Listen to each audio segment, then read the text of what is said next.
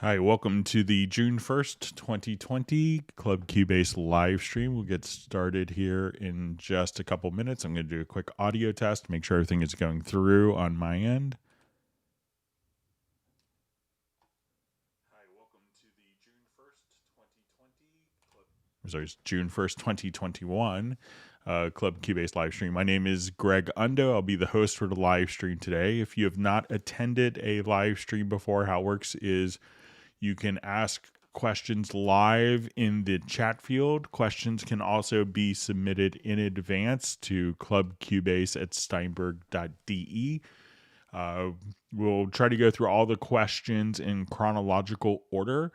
So, and periodically my chat field may get refreshed. I may lose a couple questions. So I'll apologize in advance for that. If you think that maybe I had missed your question, you could ask the question again. But if we could try to avoid asking the same question multiple times just because I haven't responded immediately to it, sometimes I may get 30 to 45 minutes behind the questions because my ability to answer the questions could be slower than the ability of people to ask questions.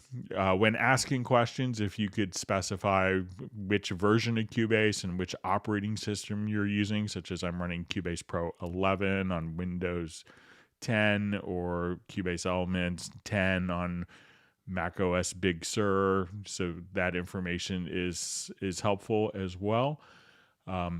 So we'll all of the topics that will be discussed in today's live stream will be put into the comments field of the index later tonight, so a few hours afterwards. If you wanted to search for particular topics, if you want to search for particular topics that have been covered in live streams in the past, you could utilize the cubaseindex.com site that Jan has created. Some other great resources of Steinberg related knowledge that you could find out. You could go to the Cubase Nation Discord, and Jazz Dude is involved with that, so kudos to him and to Jan for doing that. Also want to give a shout out to Agent K, who serves as a moderator. We generally have a well-behaved group, when we need moderation, so I just want to give a little kudos to Agent K as well.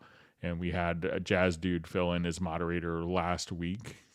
So if you're watching the live stream live, you could feel free to go ahead and tell us who you are and where you're from. Do a quick introduction. And also, if this is your very first live stream, make sure that you let us know that. So, and we'll get some people logged in, and we'll get started in just a couple of minutes. And so if you're watching this, on the replay, you may want to just simply skip ahead just a little bit. But let's go ahead and see who is on the live stream. So I see we have Jan from CubaseIndex.com. We have Captenergy Music. So we have Soren from Sweden, as well as Brian Sawyer from Crystal Coast, North Carolina. It's great to see you on the Google or the Zoom meetup. So on the last live stream of the month, which was this past Friday, we'll take the last 2 hours and dedicate that to a Zoom meetup so people can meet each other. So I really enjoyed meeting everyone, including Brian and Daryl from Oakland. Tim Weinheimer was also on. We have Filter Freak. We have Uno from Finland. All right, so we have Henrik from Gdansk, Poland. Hope I said that correctly.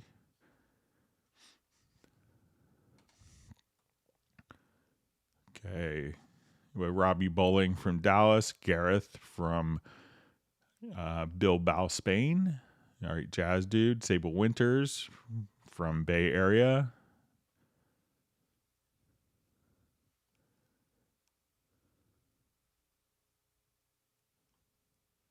Okay, we see Taylor Sapp. Okay. We have Steve checking in from California. Okay, so let's go ahead and get started. We'll have some more people logging in. So let's go ahead and go through some questions. Okay, read through some of the introductions here. All right, and we have Christian D68 who sent me a funny picture of myself with my chat being jumping all over. So, and me holding ice cream. That was probably given by Michael Teams. Okay.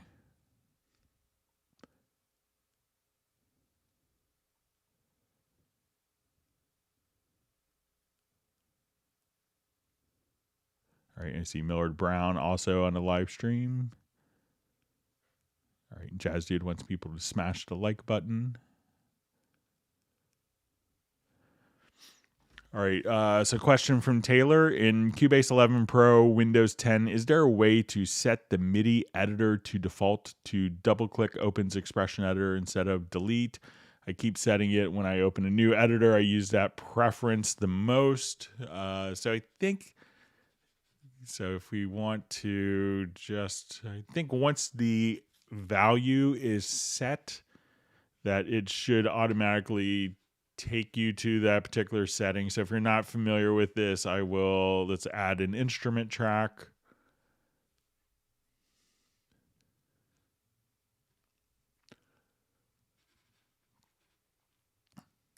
And as I have some different MIDI notes here, so I'll go ahead and draw in.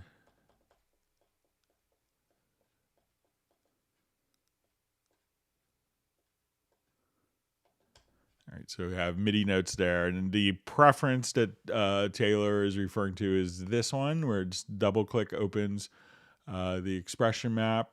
So I think that will stick. I'll open up a new project. Now let's see if that setting sticks once it's kind of been set, if it's more of a global situation. So let's say I'll choose no VST instrument and let's double click. So that setting is automatically preserved, it looks like. And I think that you could also set it maybe under,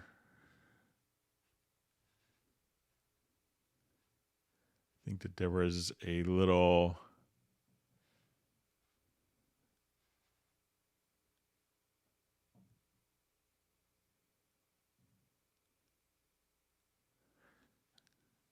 there was like a little menu option here to make it, but it looks like as soon as I enable that setting sticks going into new projects. So let's say if I have this disabled, so that when I double click on a note, it deletes it. I do a new project.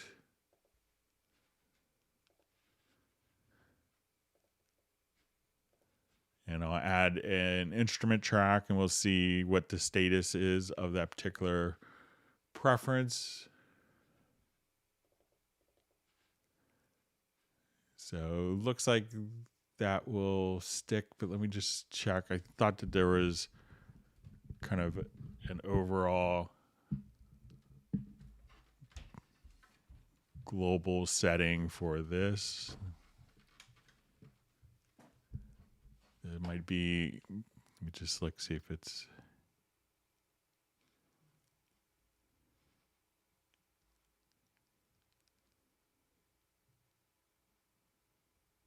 that was a quick menu option.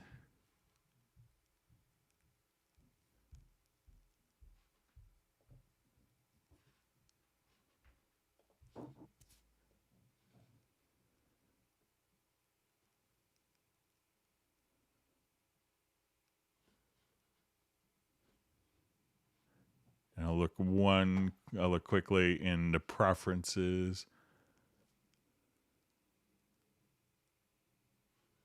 But it looks like that setting will kind of stick. But I think that there is somewhere just a menu option to set kind of maybe the default behavior or to toggle the behavior here. But I'm not seeing it right now.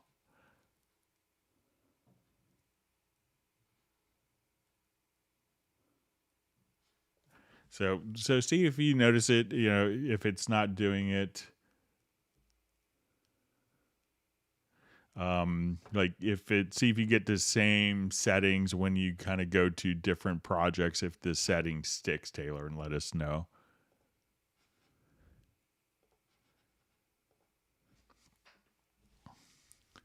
Okay, let's move on to the next question.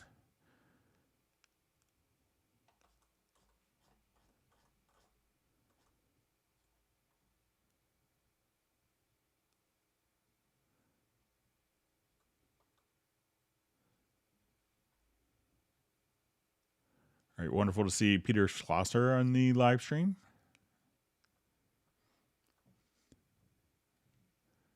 Okay, just fine.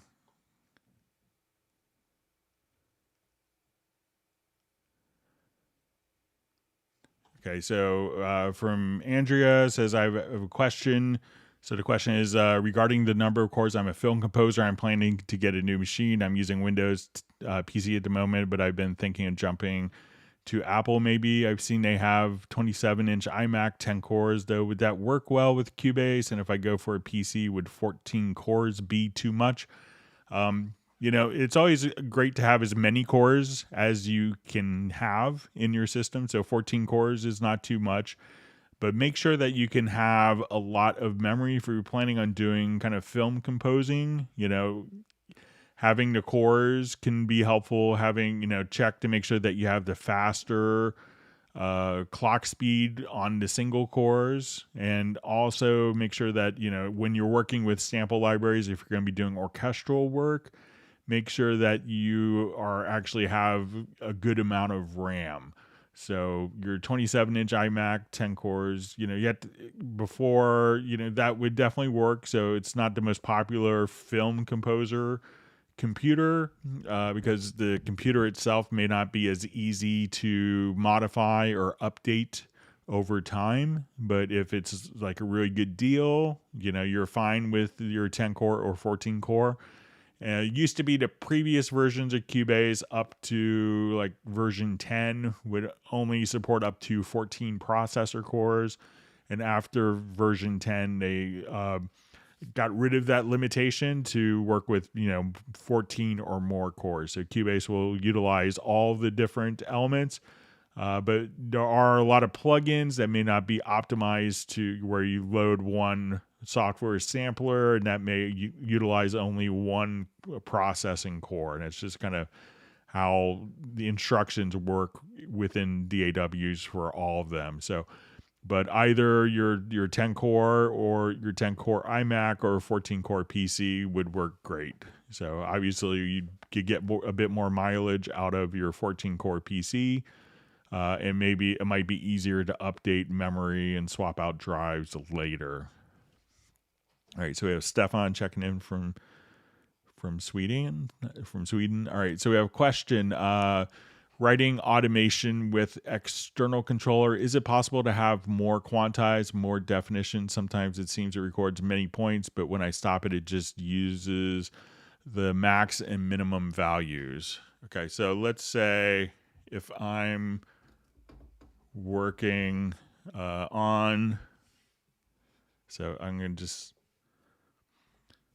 so if I'm working on an automation for a particular track, so let's say I want to take this track and I now want to, we'll just do some quick automation on it. Make sure I have this going to the correct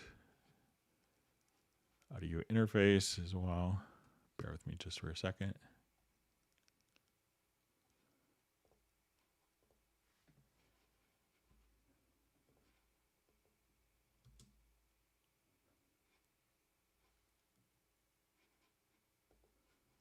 I'm going to activate the project. That would be helpful. Okay, and I'll just revert this. So if you wanted to see more automation points as they're written, so let's say if I just grab this and I'm automating this particular track, so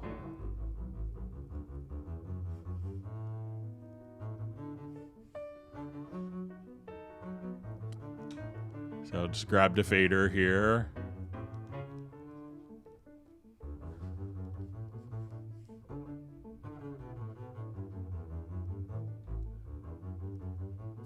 then as I do my automation, so say I'm doing a lot of automation points on this particular track, then when I let go, notice that the automation won't be like every single automation value. So as I'm moving it here and we're automating the track, that it will write fewer values. And how you could adjust that is if you go to the automation panel, and you could do this by hitting F6, go to the little settings tab. And as we go to the settings tab, you'll see the reduction level. And by default, I believe it's set to 50%. So you could set that to a higher value, and then you'll see more of the changes as you do it, but you can have a 50% for smoothing. So once again, just go to your automation panel. You could also access that from this little icon here where you see touch, click on the right, then go to settings, and then you could see the reduction level and just simply set that to a higher value if you want to see more automation points. All right, wonderful to see Ted Springman from Sherman Oaks. And Gareth is checking in from the Fletcher Islands. All right, and we have Richard checking in from Montreal. Okay. Tim from Mission Viejo and Michael Teams from Weatherford, Texas. All right.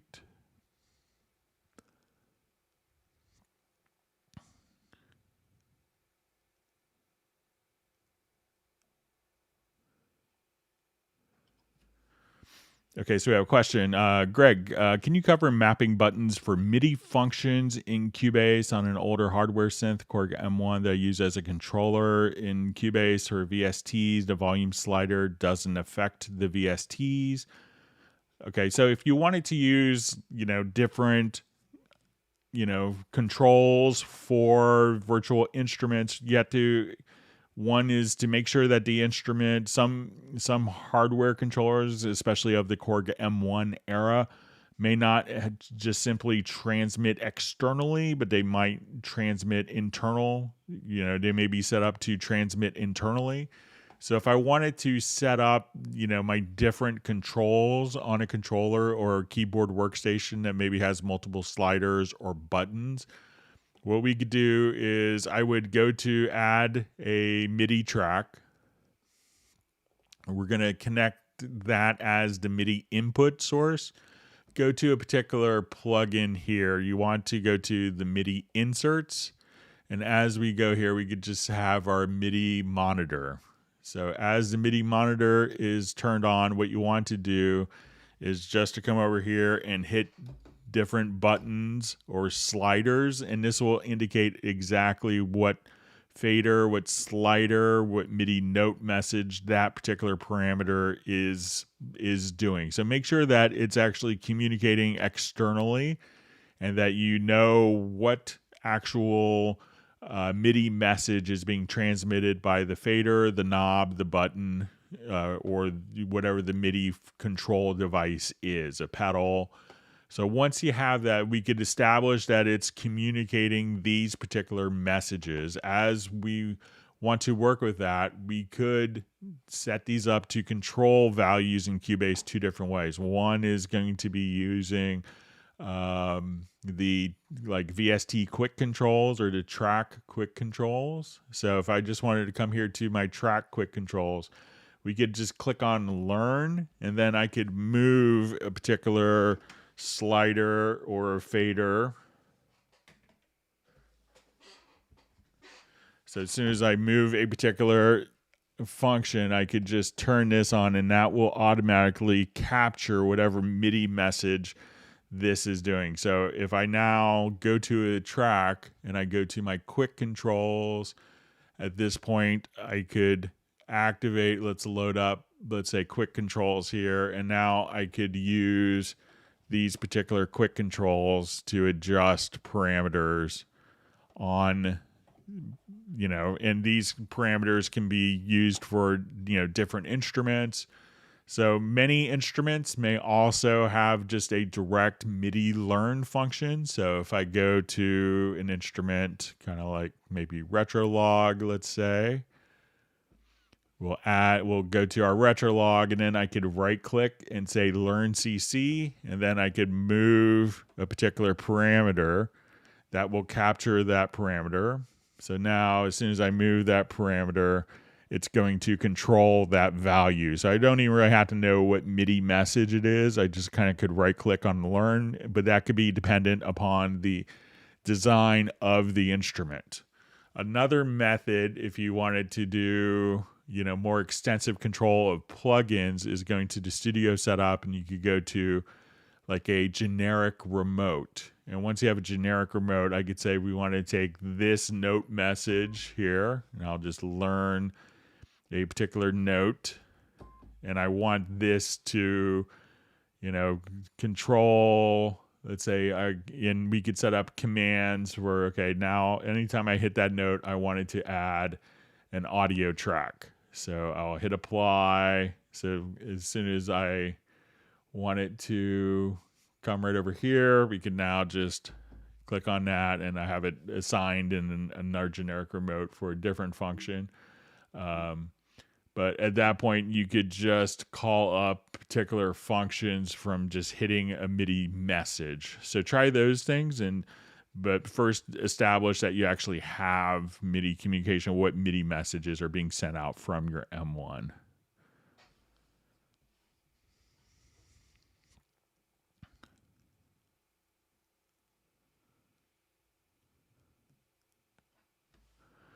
Okay, so I just see a question. Will there be a new Cubase Pro 11 update soon fixing the Melodyne bug from Faceless Production?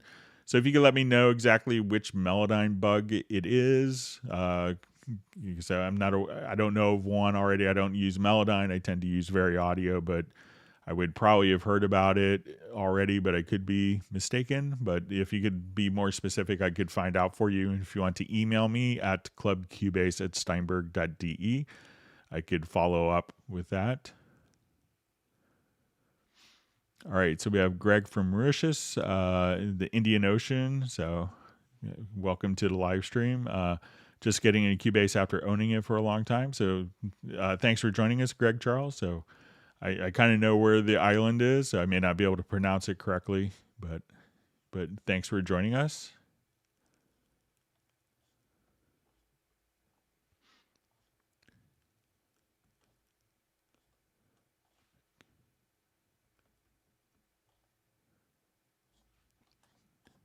Okay, just scrolling. My chat field jumped to me again.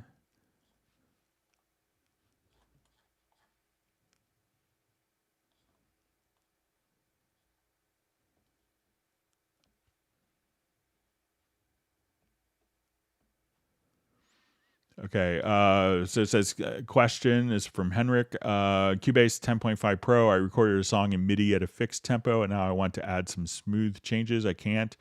It doesn't respond to tempo changes, although the click does. 2 lines in tempo editor.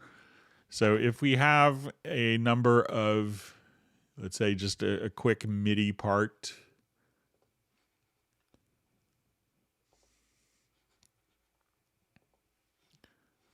so I'll just find a quick MIDI loop.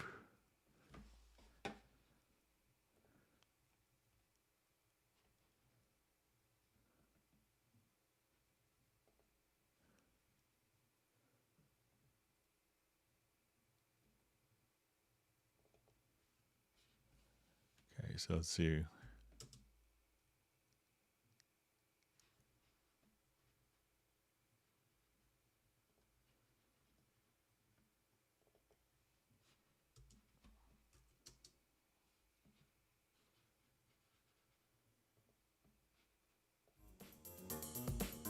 All right, so let's say I have some MIDI information here.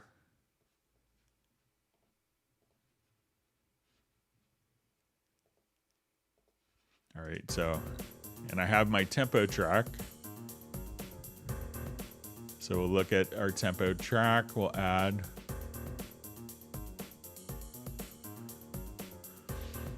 Okay, so when you see the 2 lines in the tempo track, that could indicate that maybe the tempo track is not activated. So let's say if I wanted to draw in tempo changes here. So we could take this.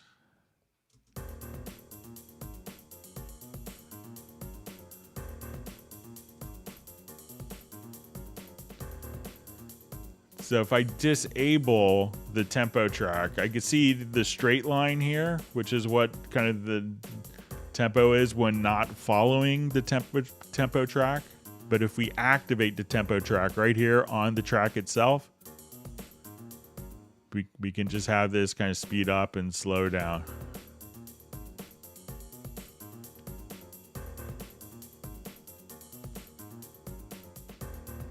But if I just have that deactivated, we see kind of the tempo, kind of the static tempo value without the tempo changes or the tempo track engaged. So you probably just need to turn this on either in the track or directly on the transport right here. So you could activate the tempo track, and then it's going to follow those tempo tracks, and you'll probably won't see two different values. You'll see just a single value when it's activated. And so when the tempo track is disabled or turned off, that's when you see kind of two lines. So give that a quick try, Henrik, and let us know how it works out.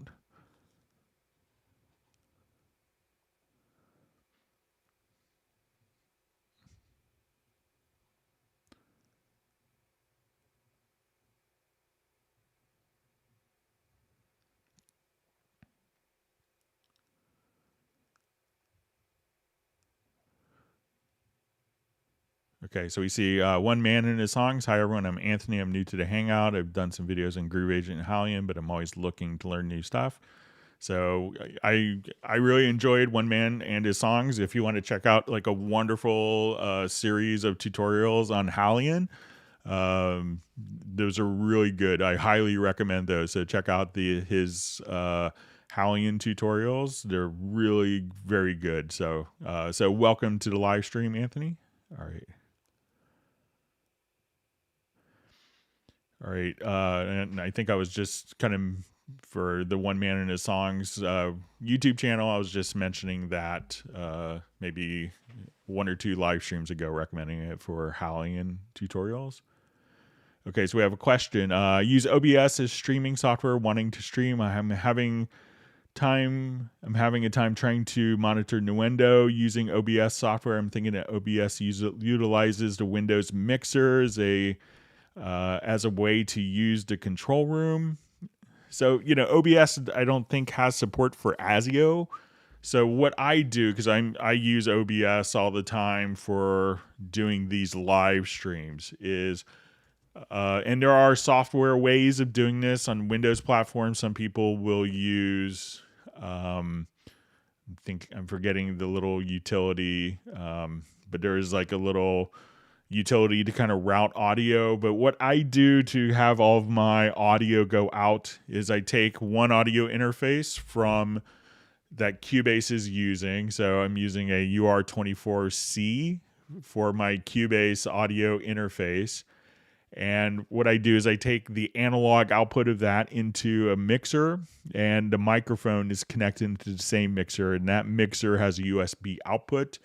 And that's what I use to do all of the streaming. So at this point, when I go to OBS, I can just come here and choose my Yamaha mixer as the audio source. And that way I have kind of two different independent audio interfaces, and I could change sample rates and don't have to worry about a lot of other things.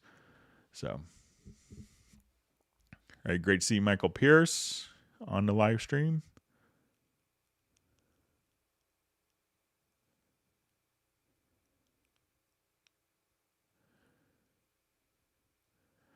All right, so we have a question. I'd like to convert a guitar solo track to a MIDI track. Is that possible? So if it's doing more stuff like, monophonic, like single voices, it could do it pretty well. So let's go ahead and take a look at it. I think I have...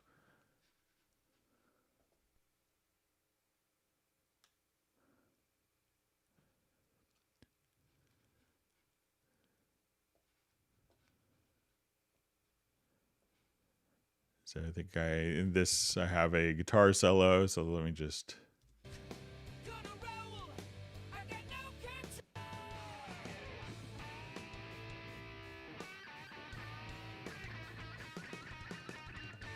So if you go into VariAudio,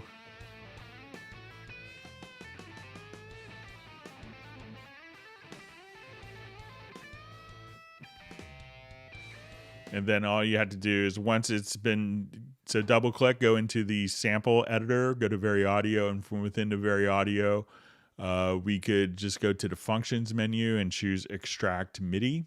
And as we do that, it'll now be converted directly into MIDI data. Just right there. So, if it's going to be a lot of like double stops or chords, it's not really going to do that effectively, but it could just come right over here. And if we just wanted to take a listen to it, you can see visually here.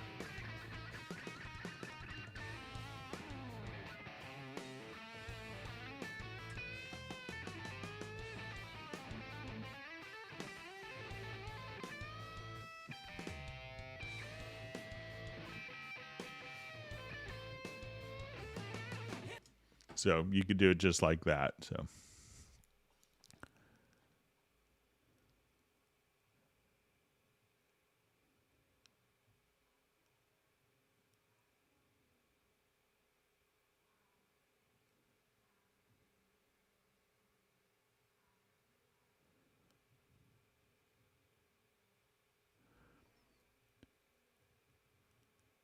Okay, so you see from Faceless Production question, send this bug already to support. Can you please try to error bug in the live session using external hardware as an insert in offline processing? Doesn't work.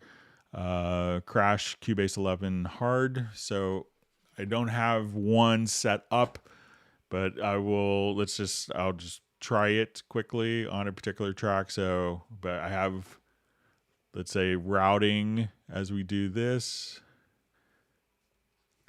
So I'll make up kind of my routing for the external effects. So let's say I wanted to add an external effect. I'll just call this compressor. And we'll make it a mono in, mono out.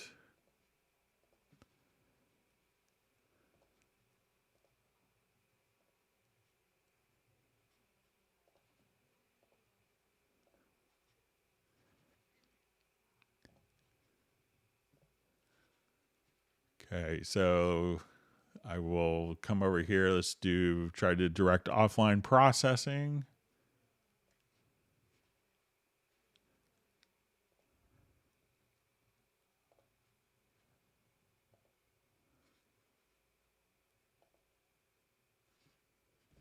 Yep, looks like that crashed my system as well.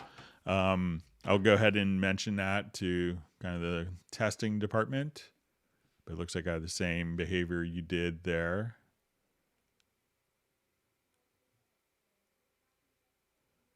So I'll make a note to pass that along.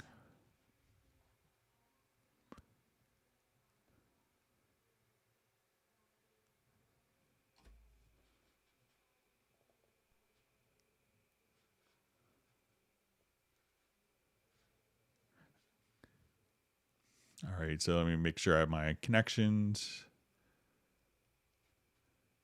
All right, so it looks okay. All right, so sorry about that. Faceless Production, I'll mention that.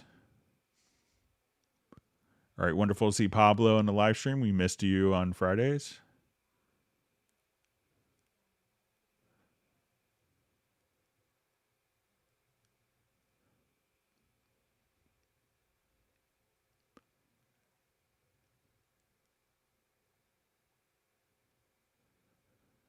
Okay.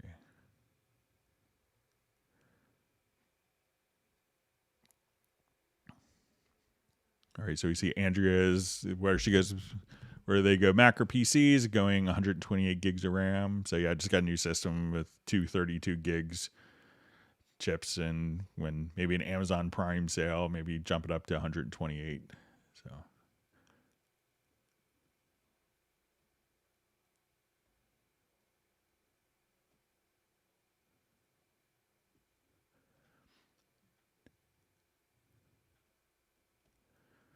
Okay, so we have a question. Hi, Greg from Austria. Is there a quick tip for smooth automation? I always make 2 points left and 2 points right, and then I want to drag down the middle 2 points. Dragging the line doesn't work. Okay, so let's take a look.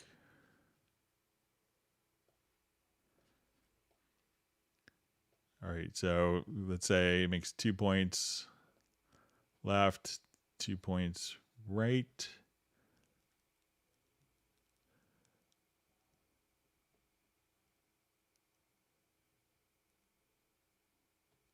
Okay, so I think probably what you want to do, I think I understand you wanted to drag down. What I would do is just take the range selection tool and then just drag down like that. So if you wanted to make the automation, so let's say if I just wanted to take my points here, so select the automation with the range tool and try just to drag down from the upper center. So if you wanted to just take that particular area there, you could just drag that down without having to add like 4 points.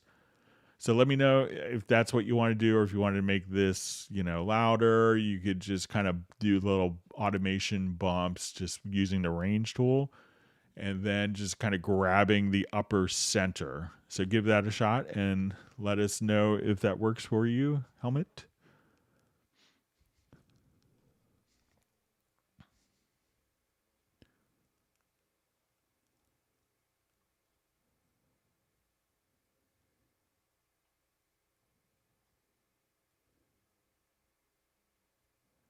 We see one man in his songs is, getting recognized for all his great tutorials. So well deserved.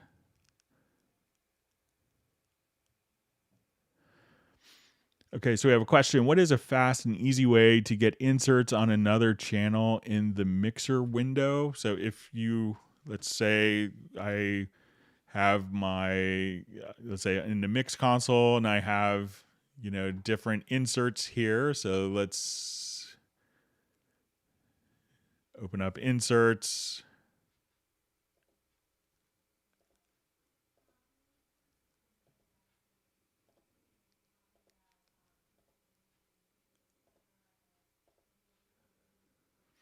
All right, so I think that you could actually just drag. So if you wanted to just kind of drag and drop like that. So if you wanted to do, with the particular inserts. So, we could, if you just kind of grab the word inserts here and drag it to another track, you see the plus sign. You could drag and drop, and that will take all of the inserts directly over. And if you wanted to do that also maybe in the lower zone mixer, I think you could do kind of the same exact function just in the lower zone mixer and be able to, just kind of take all those different inserts to other channels kind of that easily. So let me know if that's how you wanted to do it or if there was another method. But I think that should make it a little easier. It's maybe not so obvious.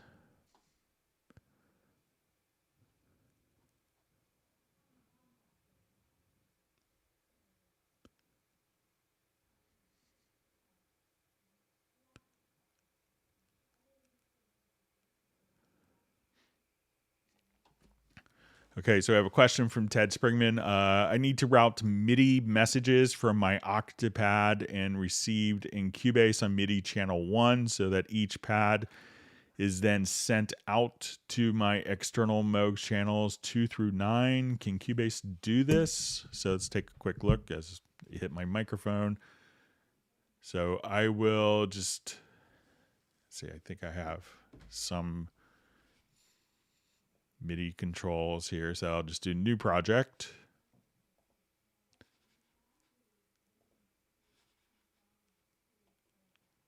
So I think we might be able to do this through like input transformer. I'll just load up a Groove Agent SE, even though we're probably not necessarily utilizing that.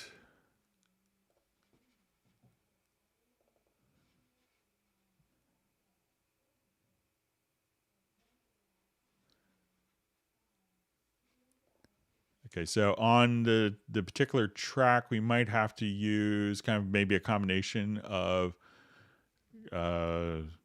like the input transformer, but if we go to the MIDI inserts, I think we could kind of do the same, but we could show you here on the input transformer. This will give us 4 modules.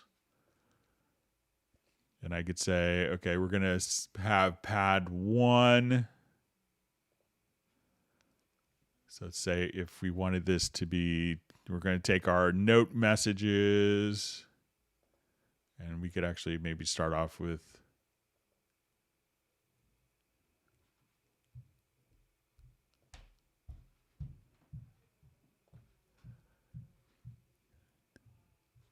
okay, so let's say we want it to be type is equal to note.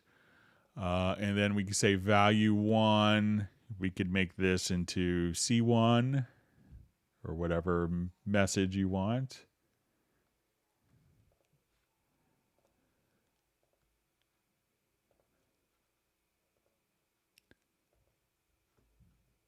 And then maybe channel unequal to 1. So at this point, so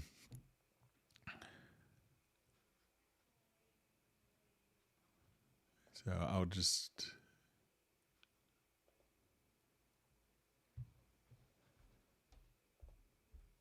so this way we could say this MIDI note is going to only pass on MIDI channel 1. And we could go to module 2 and say type is equal to note. We could say the value 1 of the note. So we're going to say basically that's saying that C1 is only going to be on channel 1. C sharp 1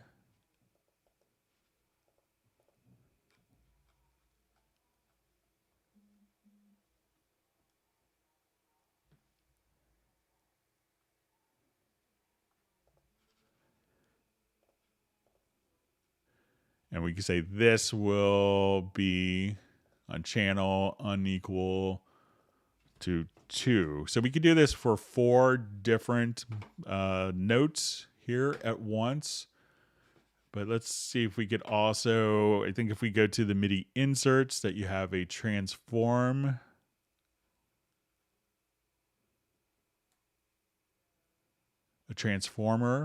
And here you could probably do more of those. You could add the second 4 as different conditions here in the transformer. So try this, Ted. So try going directly to like the input transformer.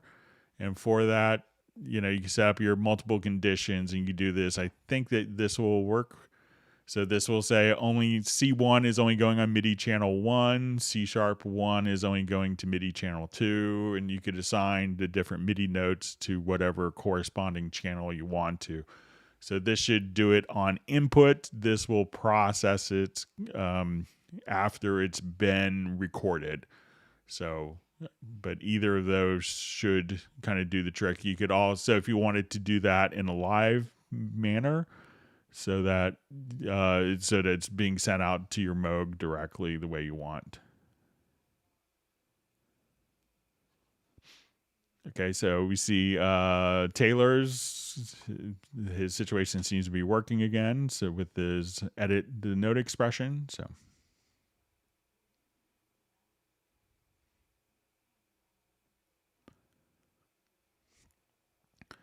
Okay, so we see a question from Jay from Connecticut. As I learned some of the third-party plugins I wish were Nuendo Cubase. Waves has a vocal signal fader follower automator. Does Nuendo have?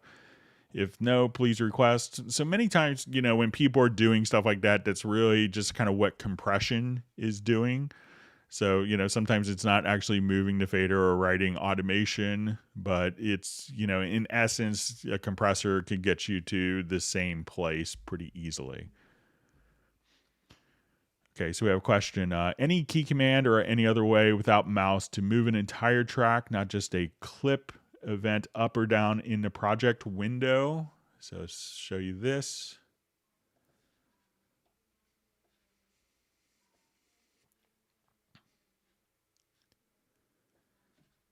So I'll just do some bad edits on this.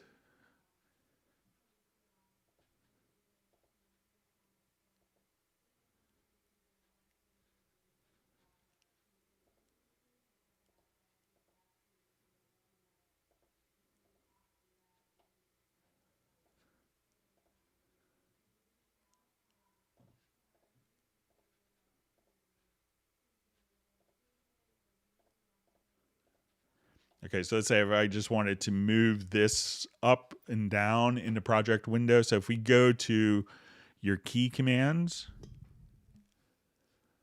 so we'll go to edit to key commands. And I think you're going to find it under the nudge category.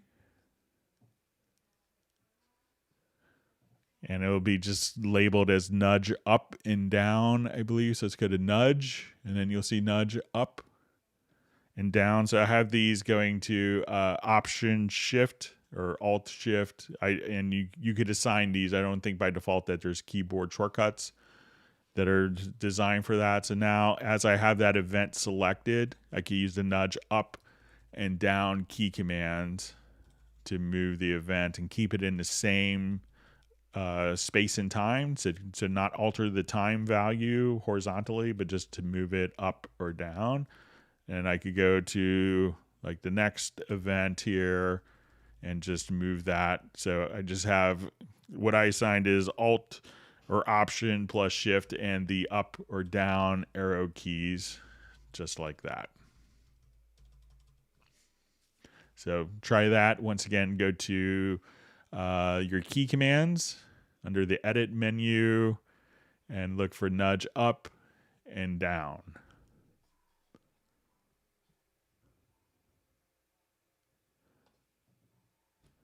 Okay, so we have Alan checking in from Scotland.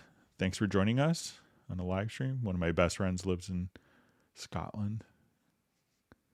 Keep threatening to visit him maybe after COVID is kind of done.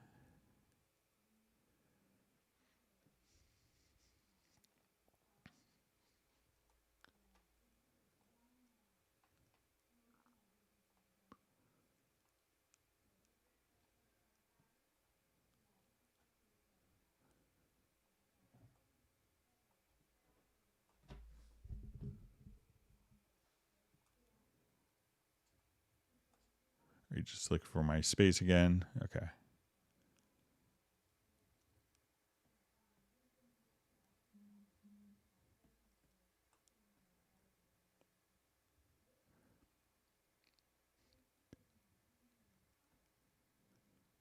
Okay, reading through comments.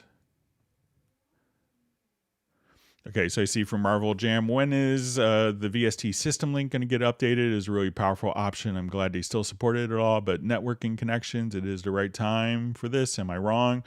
So I think the VST System Link was originally done by Charlie Steinberg. And he's he still participates in some projects, but he's in life, he's at his retired stage. So I'm not sure. I haven't heard of any plans. Like I bring it up periodically for maybe like a Ethernet based VST System Link, but I'll bring it up again. So, and it used to be a bit more relevant. I mean, it's still used quite a bit, but when the computers were slower and you could utilize if you're not familiar with VST System Link, it allowed you to send Midi or sample accurately synchronize to computers from a digital audio connection.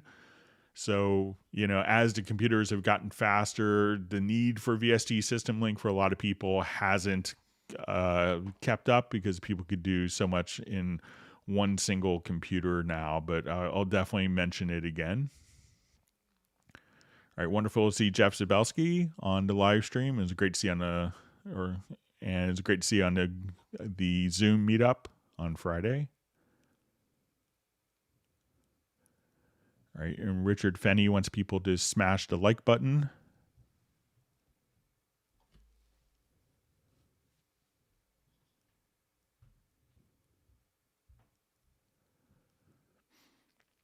Okay, so I just see, please, I observed that Cubase 11 still play a particular track in my project even after I've stopped playing the project. So I've tried to recreate that. I've heard that also from JVI. He mentioned that he had run into that behavior, and I tried repeatedly to kind of repeat it, and I haven't been able to. But if you wanted to send me a project, if you have just a project file, I can maybe check what the export audio settings are. Sometimes, what I've seen on some systems, and with JVI didn't run into this, but it was the audio file was, as soon as the audio file was created, that it would play. Once it was created on the system, iTunes would start playing it because it was like a new MP3 or a new WAV file. It wasn't Cubase that was playing it, but if you have a particular project that you wanted to share, you could send it to clubcubase@steinberg.de, and I'd be happy to look with it.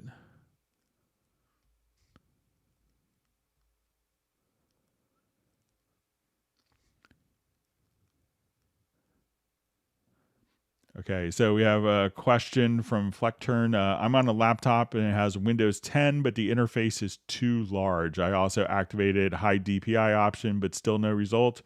Is there any option to change the scale? So if you're on Cubase 11, so one is make sure that you have a high DPI monitor if you're using the high DPI, but you could check kind of your what resolution your screen is running. So the resolution that I'm running currently that you see on the live stream is 1920 by 1080, which is like a 1080p resolution. And this is kind of the resolution that I prefer to work in personally. And when I do these live streams, it allows it to be seen well on a TV screen in addition to a computer or cell phone. But you could come over here, and this will be different on Mac and PC. But if you go to the Mac display settings are a little more cryptic. So I have, just because I have an external monitor, I could actually set the particular resolution. But if you go to Windows, you might have to go into your Windows control panel. With 11.02, if you go to Preferences, and this is a Windows only thing, and I'm on Mac, and you go to General, you could also see different scale resolutions so that you could scale the application differently than what the Windows operating system is set to. So generally, it's going to be the resolution that's set in your operating system. If you do have a high DPI, meaning that it's beyond 1080p resolution, you could just go over again to your Cubase preferences in 1102, and you'll see kind of this system scaling, or the application scaling factor that you could adjust there. So if you could let us know what the actual resolution that you're running on your computer is, that would be helpful information too. But try setting it to 1920 or by 1080, 1920 by 1080. So or whatever 1080p is.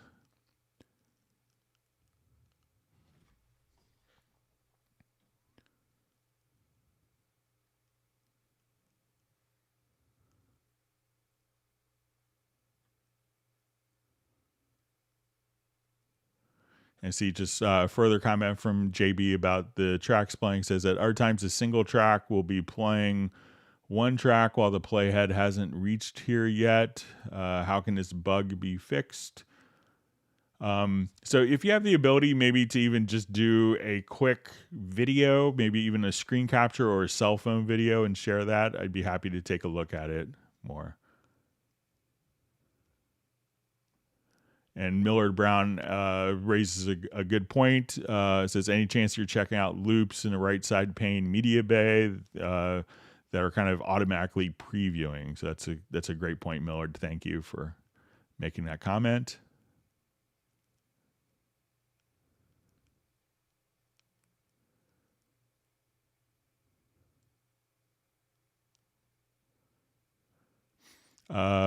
So we see, is there any way to scratch with a DJ controller in Cubase without exporting the project and loading it into a DJ software? So you could do some different elements of kind of, if you want to do like scratching type of effects, you could do that directly inside of Cubase. So let's say if I wanted to just go here, there's a plugin called when we look at a plugin called LoopMash FX, so I'm not sure if your DJ controller what MIDI messages it's actually sending. So, but often you may be able to do something like, so if it's proprietary to the software, it may not be useful in Cubase, but if it's transmitting different MIDI messages, you may be able to do some stuff like we open up LoopMash FX and let's say, okay, I'm playing like a rock track and I just want to do quick drops on it here that you could set kind of different. Say it was a different time and have that synced with the project.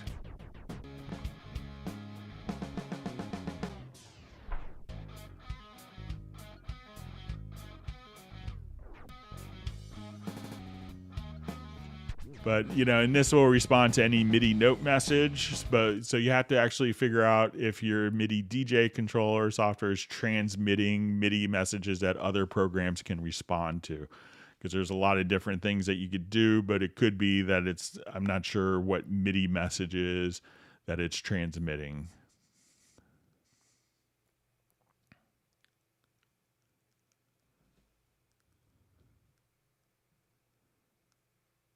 Okay, so you see from Jay, says, sorry, I got used to BCF 2000 MIDI fader to use for virtual instrument articulations. It handles audio channels well, but I also needed to switch to articulate instruments in MIDI editor. How? So probably, many controllers, when you work with it, I think the BCF 2000, make sure I got the product name right, kind of works as a generic Mackie control. So you may come over here and if you have it running as a Mackie control and this is connected to the MIDI connection port where your Behringer is. So once you're in Mackie control, it's probably not going to transmit MIDI and it's going to be up to your controller. Sometimes you may have a dedicated MIDI port where you could hit a button and it switches it from Mackie control to be able to transmit MIDI CCs. So you may have to, assign a different MIDI port for a non-Mackie control, like a MIDI controller port, and hit a button on your BCF 2000. But it's generally the controllers are sometimes can get locked into Mackie control, and you can't switch it out of Mackie control easily. So once it's doing that, even though you're like, oh, why can't it just transmit MIDI messages? A lot of them don't do that. So make sure that your Behringer is capable of switching between Mackie control and a MIDI CC mode, or you may have to go in and shut off the Mackie control mode, or try to just come here and if on the Mackie control, set it to no MIDI input and see if that can make a difference.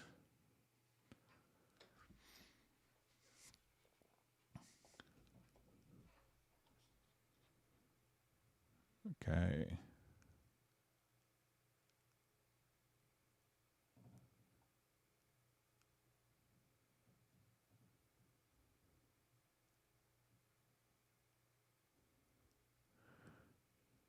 Okay, so I just see a question in Mixdown window, tempo info include in WAV file. Is it any disadvantages to always have this checked? If so, why is it not checked by default? Thanks from Jan. So sometimes there aren't really any disadvantages to having it done. And what Jan is talking about is when we export an audio file that when we do our export audio mixdown, there's a insert tempo definition. So sometimes, and this isn't turned on by default, sometimes if we could have projects in Cubase that have multiple tempo values, so like if we've done a tempo detection on a particular file, many programs won't be able to automatically discern between a single tempo detection and multiple or a single tempo value embedded in the file and multiple tempos embedded in the files at different points in time. So that might be one of the reasons that it's kind of turned off by default. But I think if you just check it and save it within your template, that it will automatically be there pretty much for any time you use it. But there's no real huge disadvantage of it.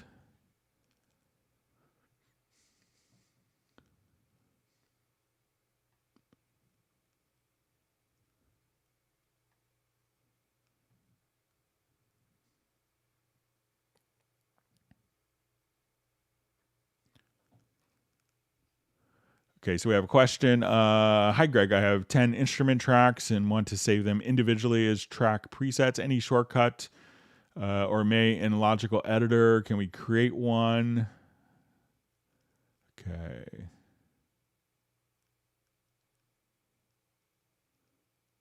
So if you want to save them individually, so let me just create a new project here. We'll create a couple of different scenarios.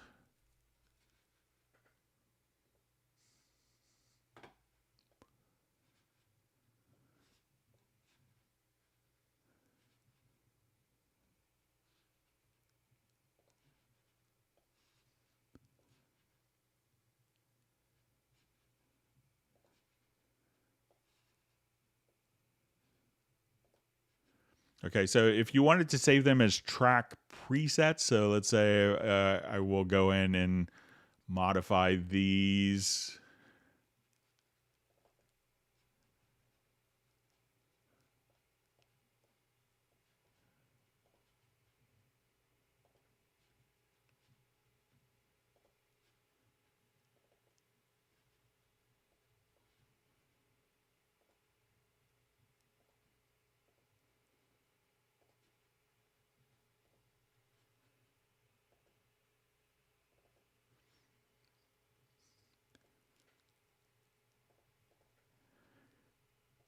Okay, so if we wanted to save each of these individually, we could, right click and choose save track preset and call those up. If we wanted to save all three of these instruments as one single track preset, we could also do that, and that would save it as a multi-track preset.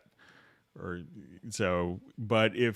one other thing, let's say if we save this, so there isn't a way to select all these and save them as individual track presets, but one other thing that you could do is, let's say if we save this as a project.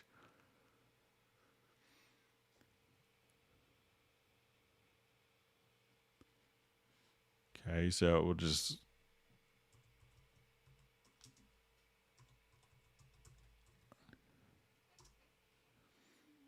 I'll close this project, and let's say I wanted to do a new project. Then what you could do, another method of doing this is just I wanted to import tracks from project.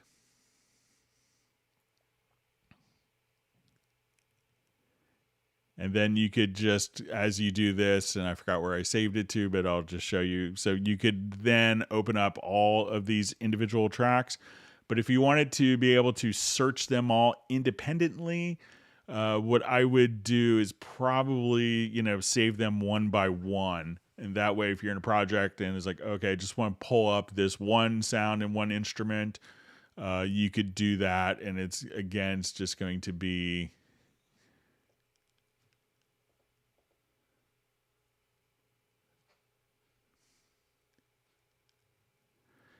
So you could do it, this way they could be, imported independently. So, as soon as we come over, let's just say, I'll just do a quick save as just to check the path. Okay. So if I wanted to import from a particular project, I could just say,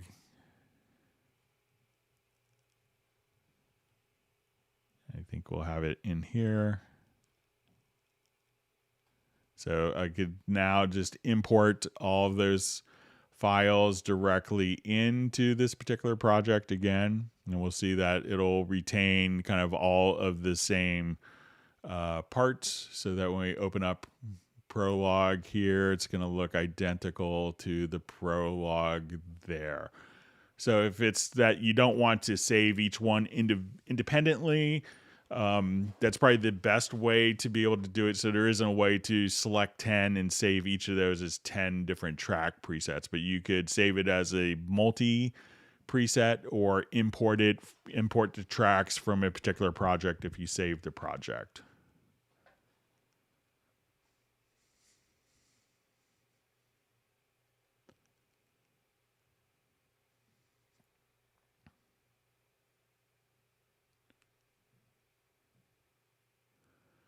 Okay, so we see a follow-up from Henrik. It says, I tried deactivating / activating the tempo track. Unfortunately, this did not help. When drawing a tempo, the grid moves and the played tempo does not change.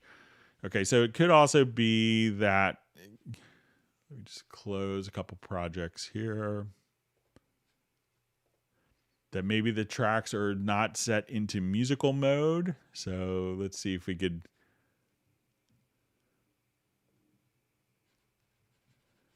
just recreate the project again.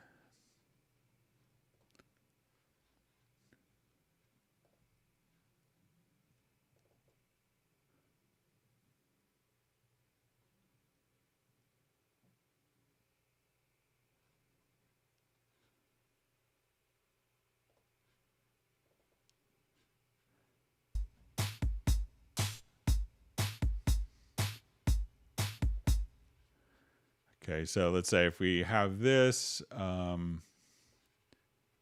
I see the grid here to bars and beats. So say we play.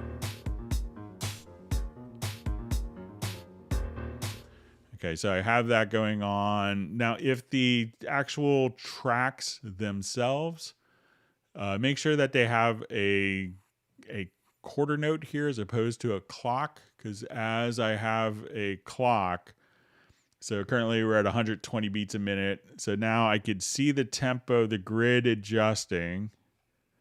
So now we're at 173 beats a minute. I'm going to play.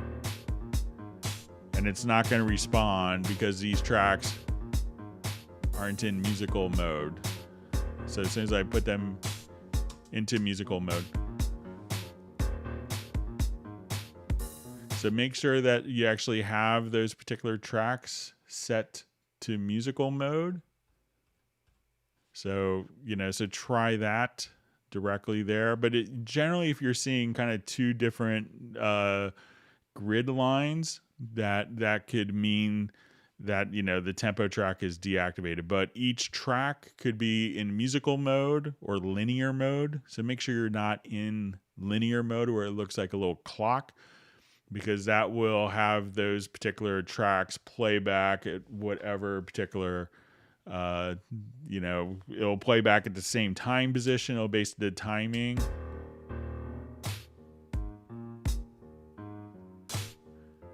So if I change that, but let's say if they were originally, let's say we're at 120. So now they're going to be follow the tempo.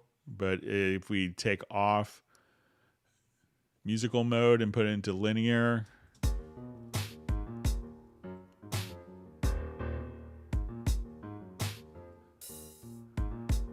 it's going to play back kind of the same tempo regardless of what the tempo is. So also check to make sure that it's set to musical mode on each of the tracks right here in the inspector. Okay, Michael Teams wants people to whack the like button. All right.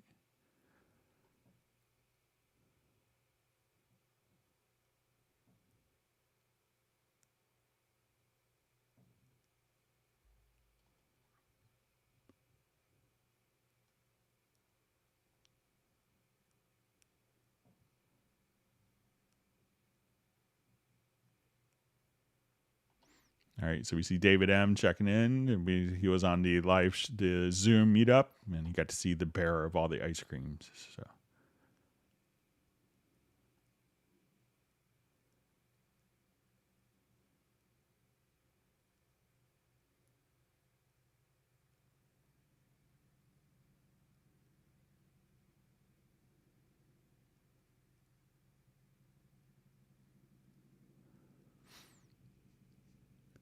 All right, so just see from Jeff Sabelski says task manager using end task, Cubase not responding, won't end task, and a hard restart needed, projects not opening, Halion, Sonic, and Groove Agent Windows 10, not using any third-party plugins. So I'm not sure what could be causing it. So a lot of times, when something like that is happening, often third-party programs are not releasing memory. But yeah, just seeing. So one thing to try, just out of curiosity, Jeff, is see if you go to, if you take a particular project, if you could let us know if it's working with all projects or with particular projects. And also try to, perhaps import tracks from project and maybe load, 25% of the tracks and see if it plays. Go back, import 25% more of the tracks from that project, see if that plays and behaves. And it could be maybe something like, you have such a large orchestral thing that it's just taking up memory.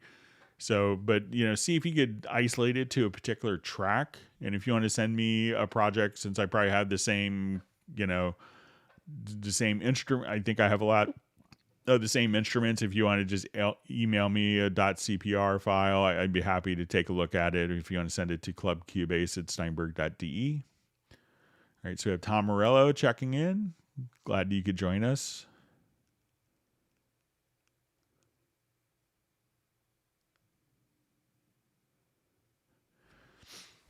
Okay, so we have a question. Hi, would a clean installation in Cubase 11 be better than installing only the upgrade from 10.5 in terms of possible problems, bugs, unexpected issues?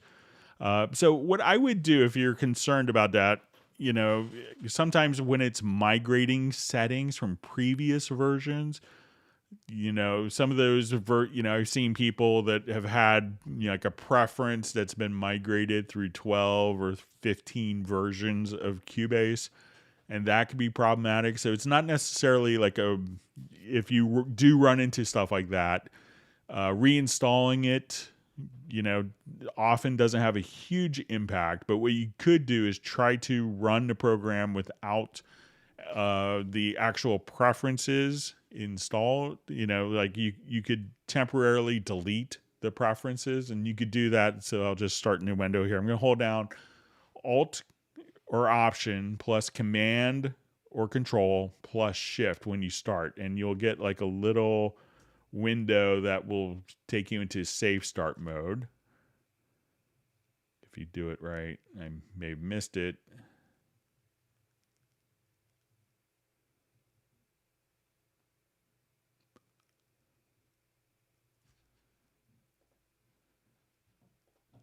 All right, so I'll just try this one more time. I'll just do it on our copy of Cubase here quickly. I'll do it on Cubase 10.5 just so you can see it.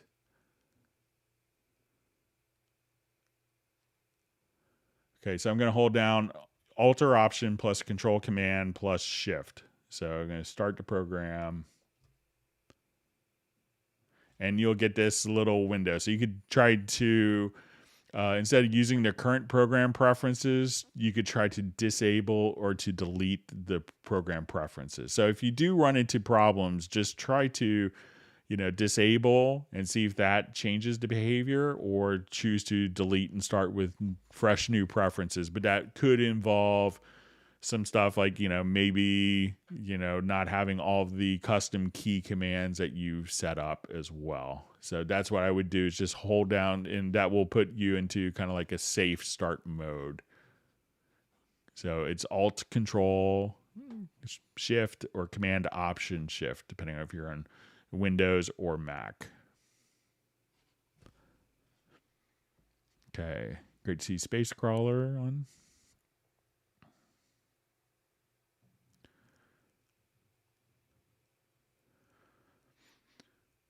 So we see a question: does Steinberg offer any club hangouts for Nuendo? So we kind of take any questions that people have. So if you have a Nuendo question, we answer that. If you have a Wavelab question, we'll do that. We have Dorco questions, so pretty much whatever any Steinberg product is fair game to ask. So.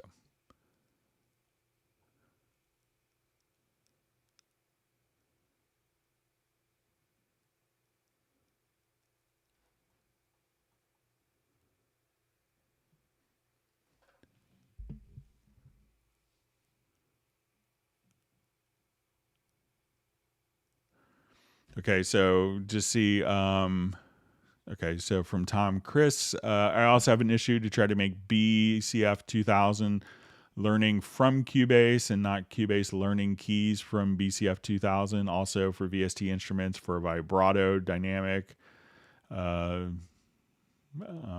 Is there any trick for that? So once again, just make sure that your actual BCF 2000 is transmitting MIDI and not in Mackie control mode.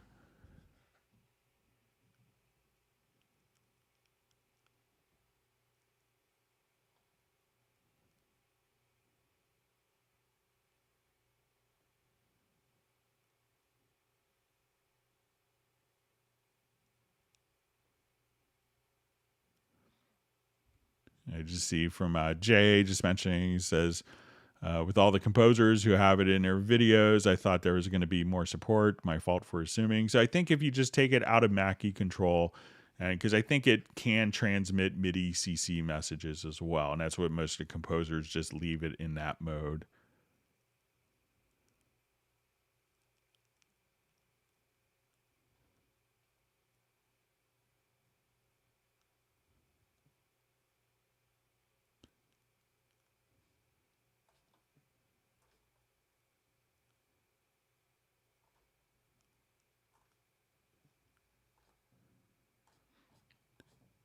Okay. Just going through more comments. So thanks for all the great questions. And if you've learned something new, make sure you hit the like button. And if you haven't subscribed to the channel, make sure you do that as well.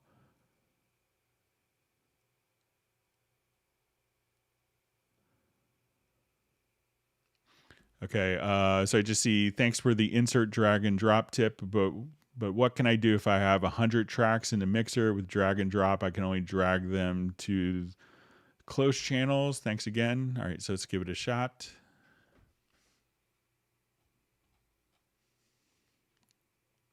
All right, so we have a lot of audio tracks now.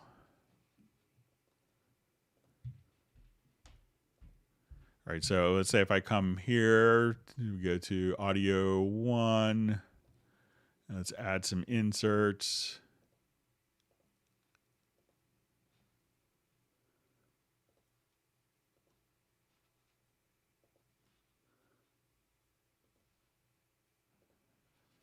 Okay, so we have multiple inserts here, and if I want to apply this to multiple tracks, so I think if I right click,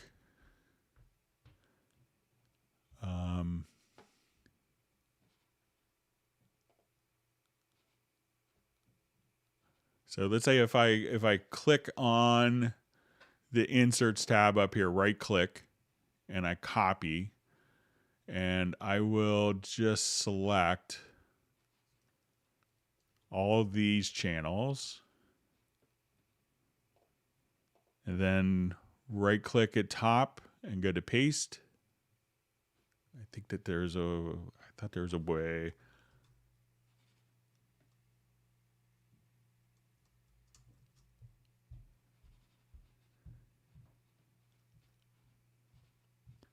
To do that across. So you could also just copy and paste. Let me see if you, yeah, so you could just, so right click, copy, slide over. So again, copy, slide all the way down. You say, okay, I want it on this track I want selected, and then right click at the top and paste. And you could do it just like that as well.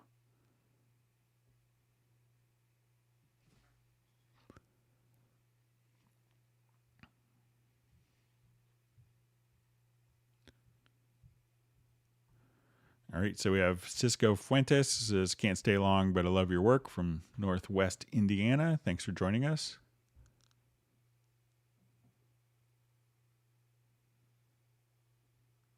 All right, Michael Teams wants everyone to hit the like button, and probably if you do, you get ice cream, so that's a good thing.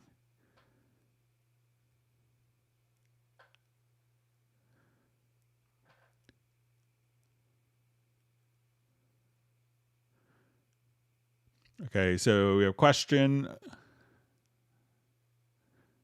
Okay, let's say I have a MIDI chord progression. What is the fastest way to chop up the chords and reverse them? Okay.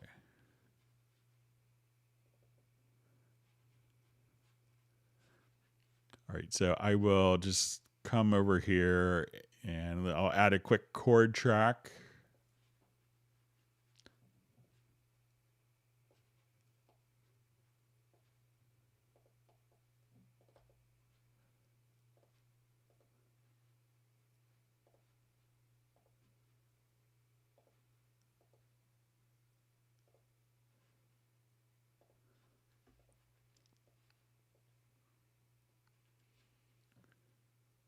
Okay, so here, let's say if I could do it on the chord track itself.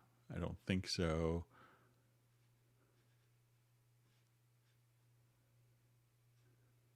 Yeah, so.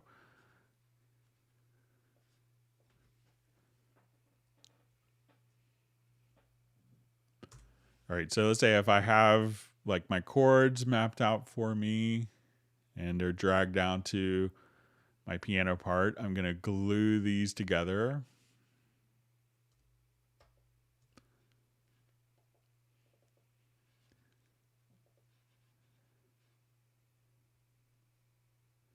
Okay, so if I just wanted to reverse chords, so say we have this, I can now, let's try selecting the notes in the MIDI editor and just go to functions to reverse. And then you could just kind of do the mirror reverse just like that. So if it's within the MIDI editor, just select the parts you want to reverse, go to MIDI, to functions, and click on reverse.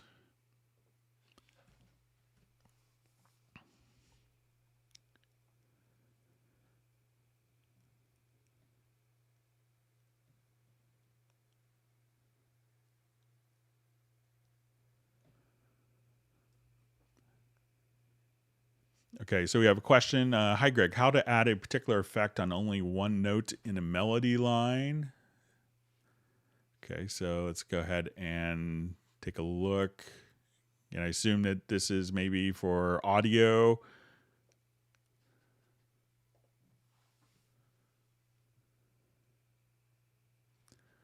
So let's say we're playing this and I just wanted to maybe put a delay.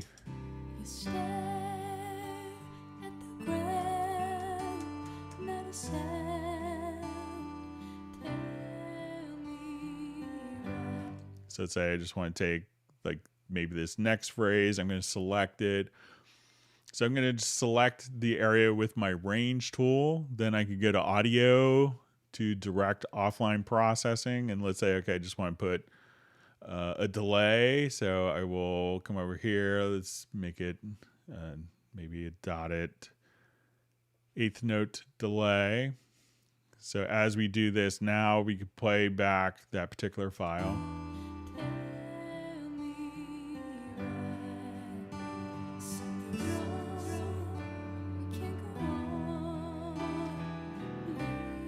Or let's say I want to take this section here and just put it on like a telephone voice EQ. So I can go over here to Studio EQ and let's call up telephone.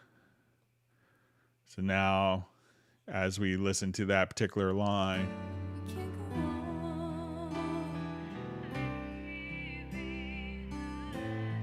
if we just solo that, so I can just take that one little phrase.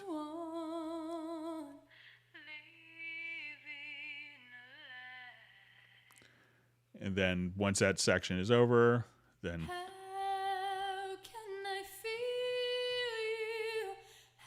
so if you wanted to just select, different processes, if you wanted to reverse that, I could just come right over here.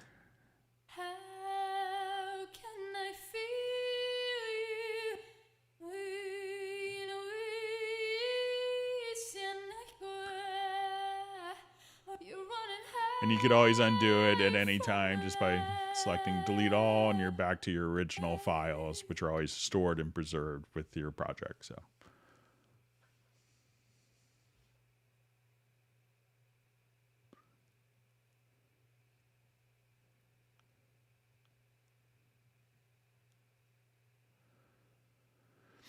All right, so we see a question. Hi, Greg. How to use 3/4 loops in Groove Agent?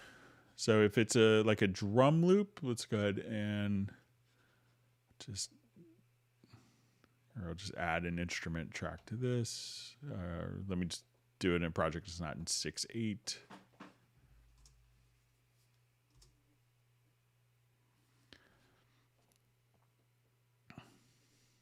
So let's say our meter is in 3/4.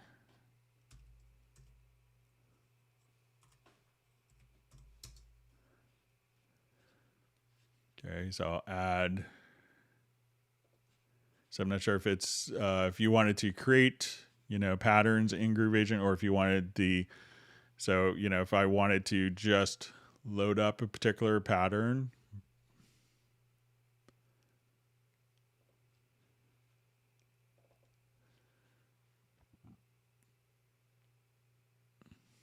So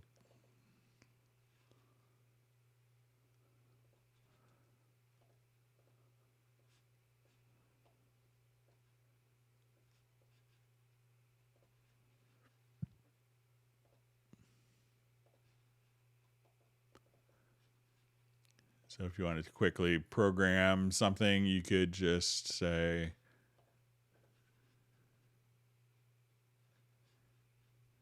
we'll do like the horrible worst drum program of all time.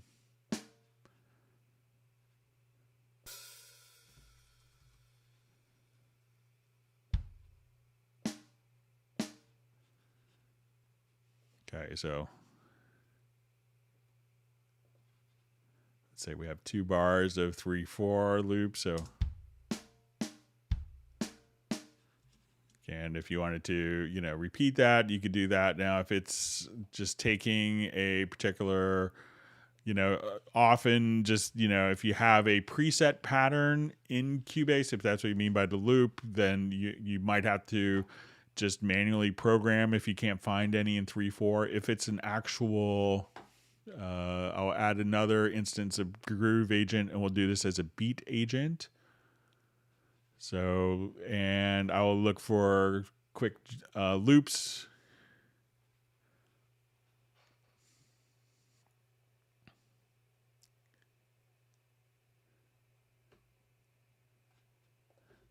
And here we could say, okay, I want to search for, drum loops in 3/4. You can see I may not have many.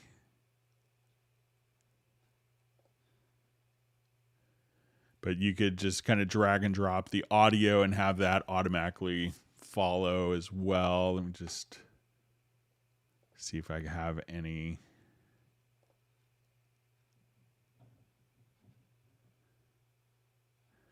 But also within Groove Agent, depending, you could come over here and we could say, okay, I want it to load a kit with the pattern. So say, or if we just click on this little folder here, we could say, okay, look for loops, and then we could go to musical and you'll see signature. And then we could say, okay, I want to find like a jazz waltz.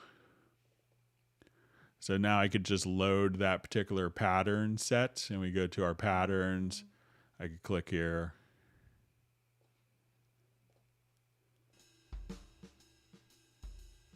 And you could search based upon the loops based upon their meter.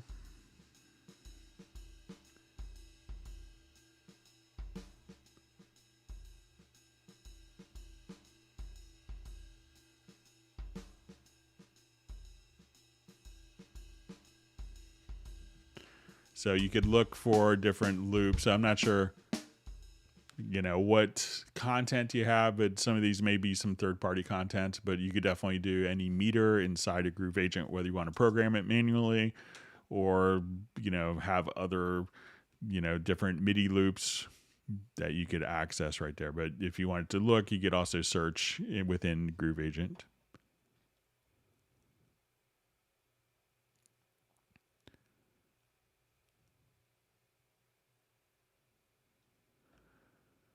Okay, so it's just see from Cisco Fuentes. It says use Softtube Console 1 fader and with some Softtube plugs. For some reason, I can't get the full view with the Heartbeat plugin. I've tried about everything. I hear you saying to the other commenter. So yeah, I don't know much about the Softtube console. I don't have one. So.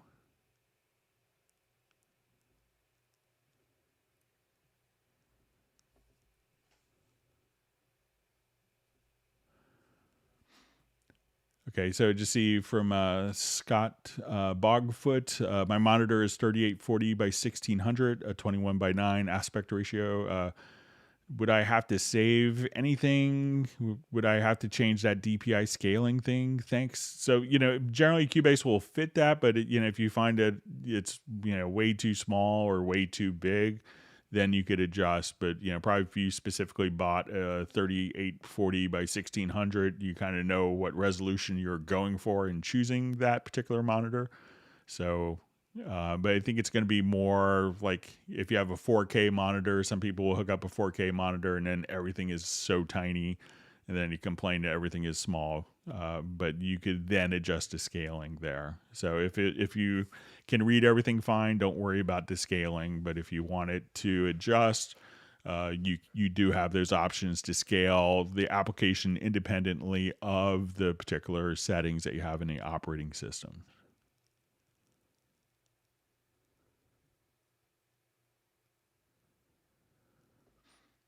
Okay, so I just see from Benny Grassfee, why my questions are not answered every day. I'm raising questions every live session. Answer will be only super subscribers. So I don't remember seeing any questions from you, Benny. I apologize. So I try to go through them literally in order that they come. But if you want to ask again, we should have time enough in the live stream. So just let us know what your questions are.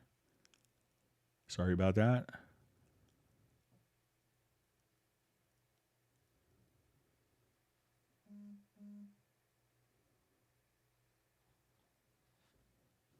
Okay. Let me just see. I got just an email from Club Cubase. Let me just see if it's that particular question. Bear with me while I just...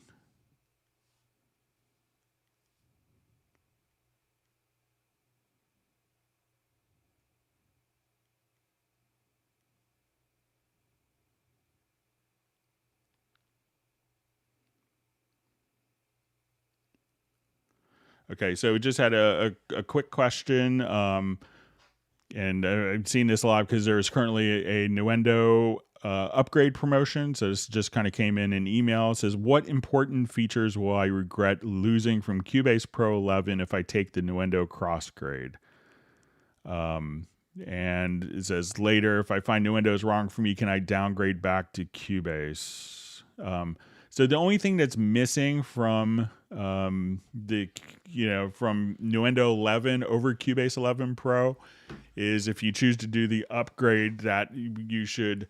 The only thing that's missing is the VST Transit, which is kind of an online project collaboration, but everything else will be the same. And once you do upgrade to Nuendo 11, it will be a Nuendo license, and you won't have the Cubase license, so you're not really able to downgrade it after that.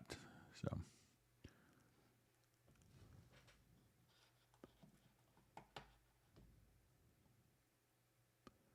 All right, wonderful to see Matt Elliston from London.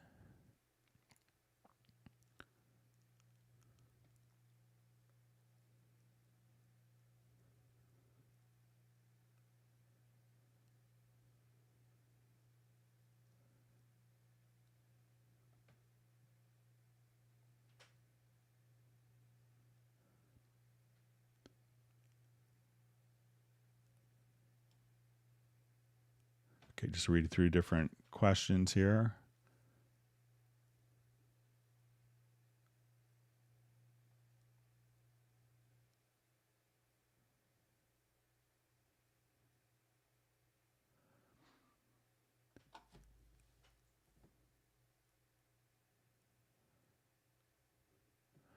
Okay, so we have a question from Michael Jade, and he just kind of introduced himself. And so it says, this is my first time doing music, but singer-songwriter is in my repertoire, so I'm sort of musically inclined on a Chromebook. And then,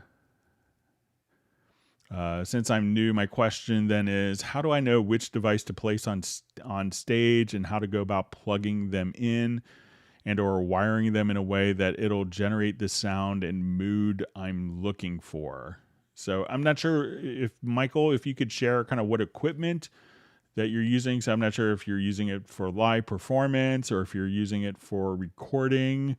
And I see you mentioned that you have a Chromebook. So we currently don't have any software that works on a Chromebook. Everything we're doing is either iOS or Android for Cubase or Cubase that we have for Mac OS and Windows. So if you could maybe share a little bit of additional information about if you're doing it for performance or if you're recording performances, that would be helpful. So.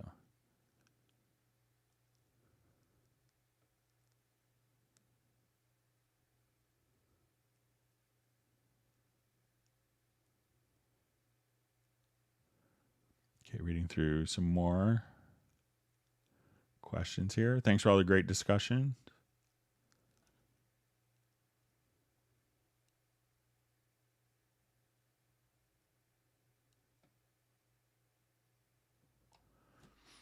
Okay, so I just see a question. Sometimes when I export a wave sound, percussive usually, the transient is imprinted in it. So when I drag and drop in a project, I see it visually, a vertical line. How and when this happens? So generally, like if we're working with different types of audio files and as you record, let's say a file into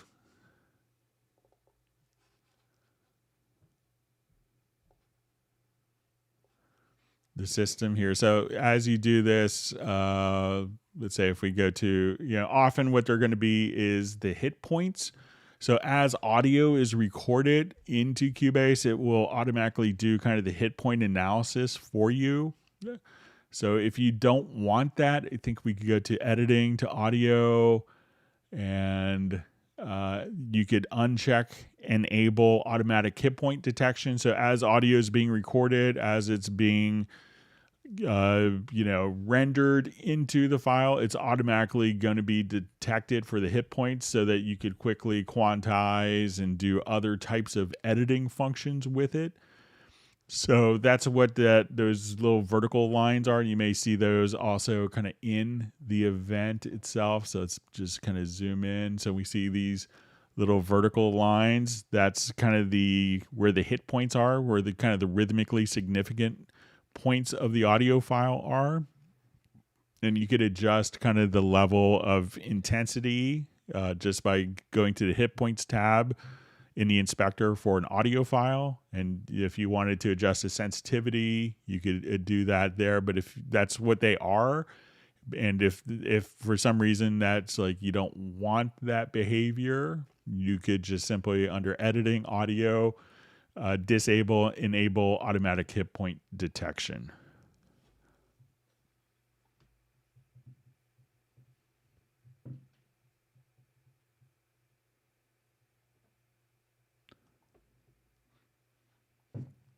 Okay, seeing some great discussion of different screens that people are using.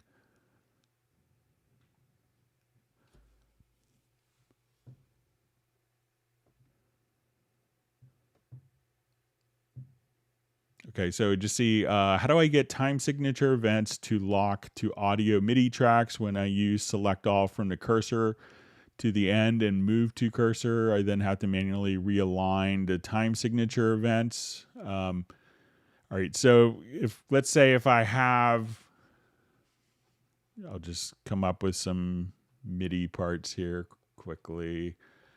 Okay, so I'll add a signature track.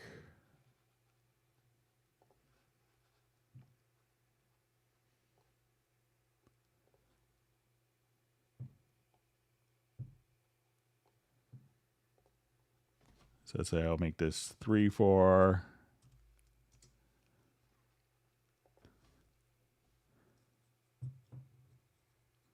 Make this 5/4. And then 4/4. So let's say I have some MIDI tracks, maybe an audio event here.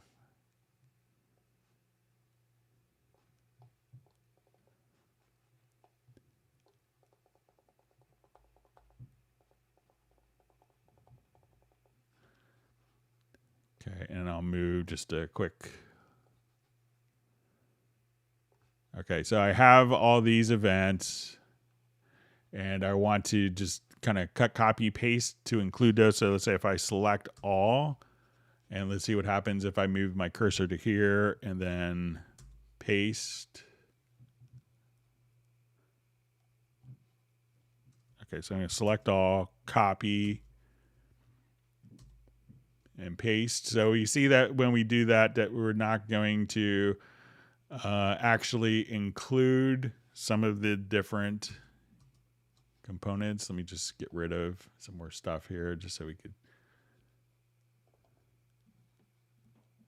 make this a little more obvious. Okay, so I have MIDI tracks, I have audio track.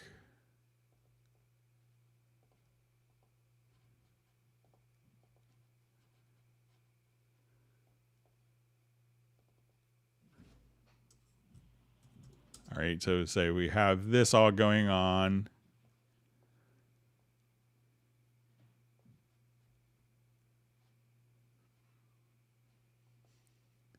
I'll just set this up a little better for this.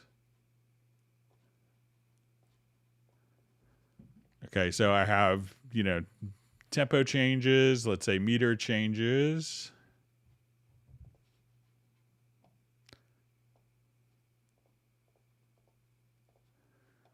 Okay, so I do a select all, and let's copy. So Control Command C and Control Command V paste. So that seemed to kind of select. I'm just going to reread. Says, how do I get time signature events to lock to audio MIDI tracks when I use select all from the cursor? And then move to cursor. I then have to manually realign the time signature events.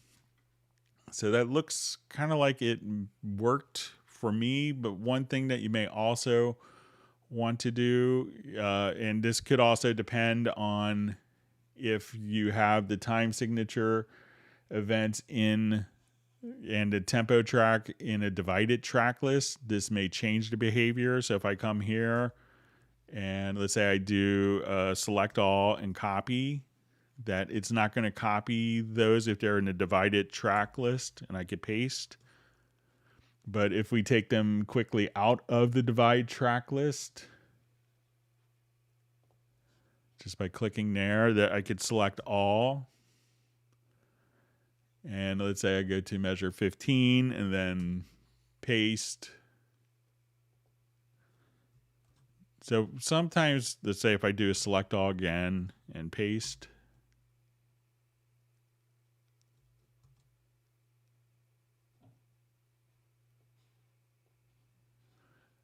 and there's one other copy mode that you could do, which is going to be a global copy. So you could also try to do this. So let's say if I select all, try going to the project to range and do a global copy and then paste.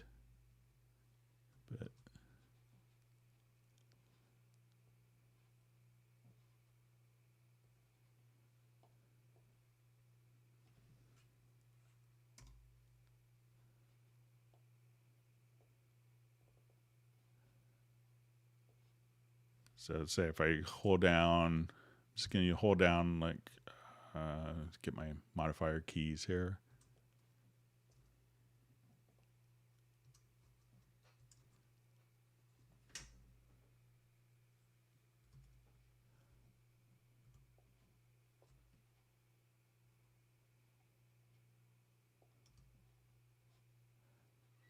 So now so you could also try using the range selection tool, and if you select kind of the entire range, come over here and do global copy. And then as we move here to do a paste. So let me know if that's kind of working differently for you.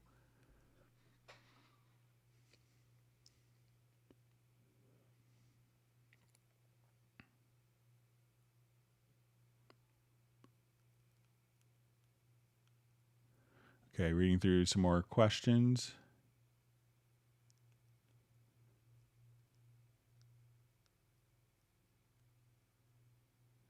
Okay, so I see Ali. It sent me an email. So I did respond to you, Ali, by email earlier today. So see if you got that.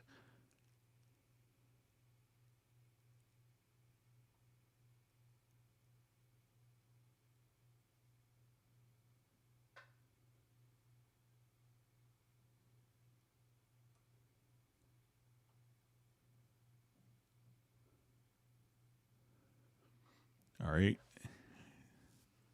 So we see Michael Teams is famous, as well as Pablo.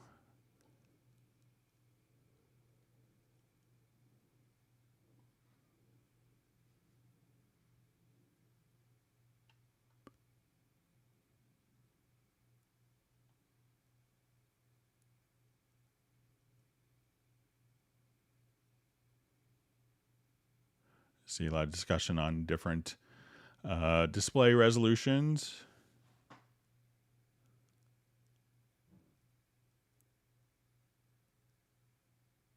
So Coalescence is asking if there's any other trailer composers on the live stream.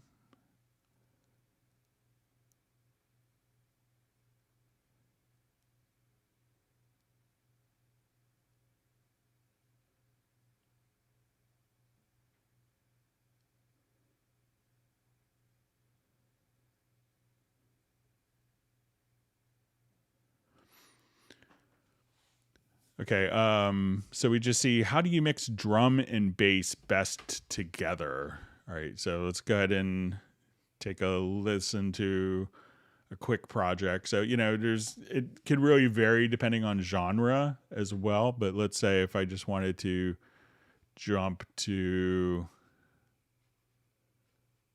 a project here. So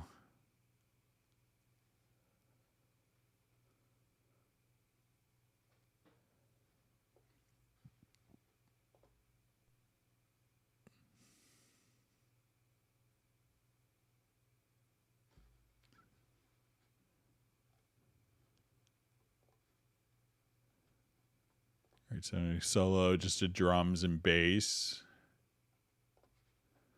And we'll take a quick listen.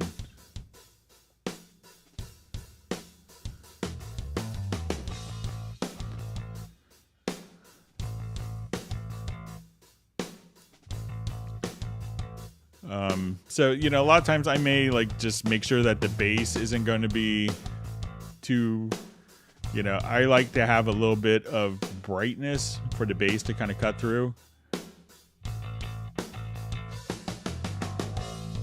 Some people will go way too woofy.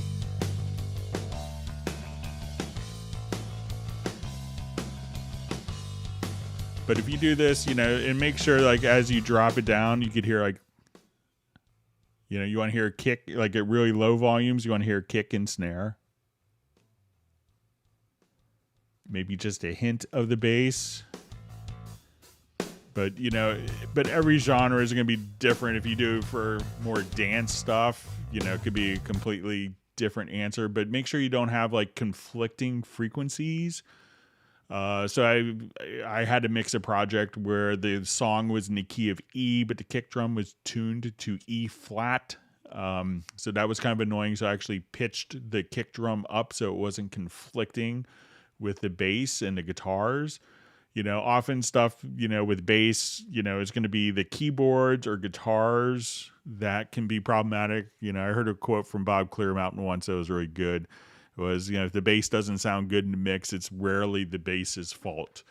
So, but, so those are a couple of quick things, but if you could maybe specify a genre, that could be helpful.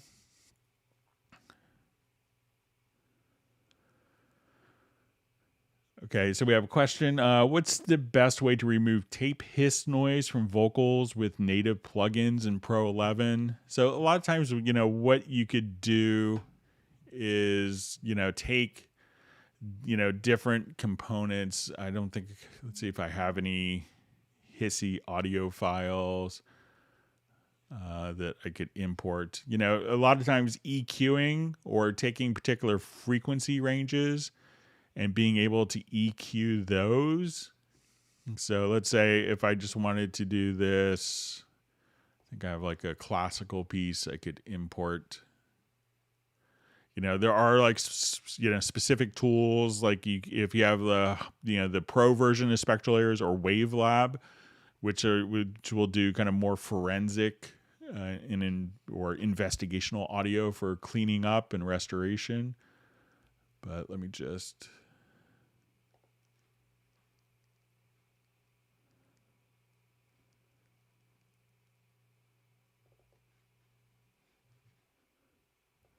All right, so say if I wanted to look at particular frequencies,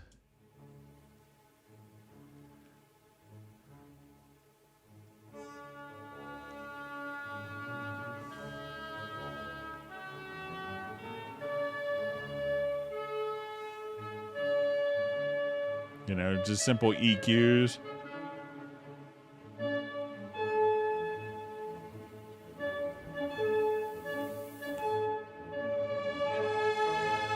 With some of the built-in tools. And if you want to get like even more surgical, you could use like the frequency EQ.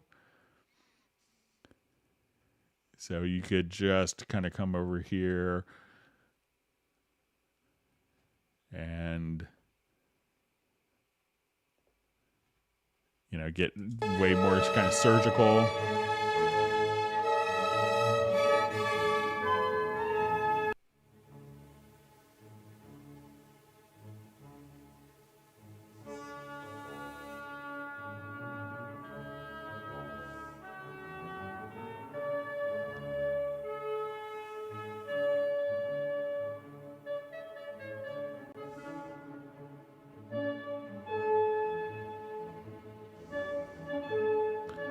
But if you get into like the more advanced version, even if you have like Spectral Layers 1, let's say if I wanted to do just a little bit of, removal, I could also just go and let's go to our audio menu, to extensions. And here you could do stuff, I'll show you kind of in the more advanced version, but what you could do is, just take out particular frequency ranges. So here, if you wanted to just say, okay, I know there's a lot of hiss going on in this particular area. And if you wanted to, just in the more advanced versions, you could actually take like a noise profile. And I could say, okay, I wanted to take this and go to noise reduction, and we could register that noise. And then we could choose just to do noise reduction on it. And that could filter out those particular frequencies throughout the entire piece. So this is...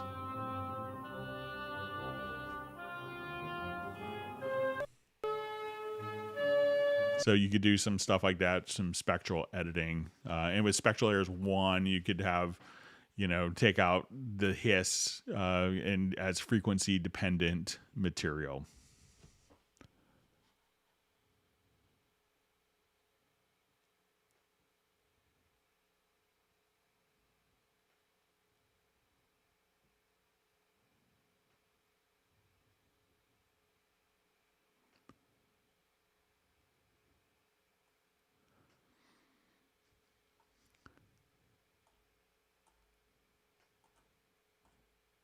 Okay, just reading through comments.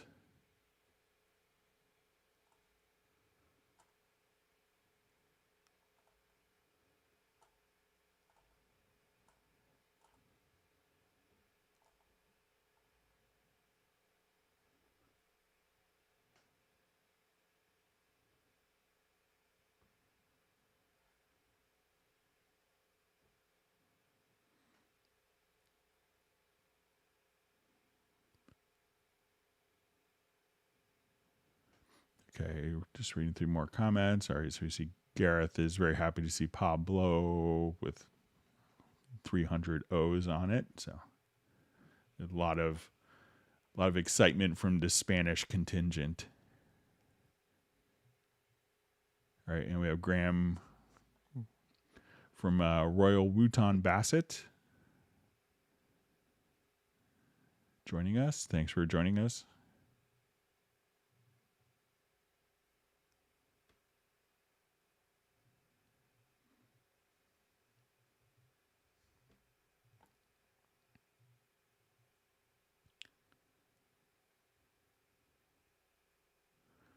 Okay, so you see Dan Francis Music saying is new to the channel but loving all the great help videos. That's great. Thanks for joining us. So I just see how much do it cost to upgrade from 5 to 11 Pro. So it's going to be different in every country. So, and it's localized for your particular country. So I'm not sure what country you live in, but if you just go to the Steinberg online shop, you could find out there.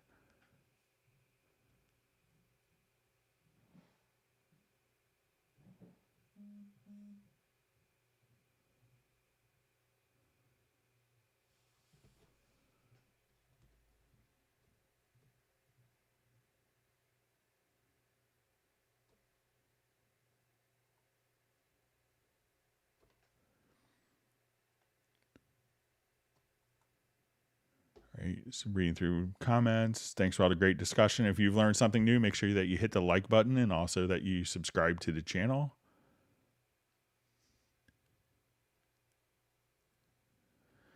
So I see, hey Greg, I don't know if I'm remembering this right, but can't you have audio to follow a chord track? So you could have a monophonic audio file, like a bass line or a guitar part follow the chord track, but not necessarily like chordal, chords, like a piano part playing chords or a piano part playing chords.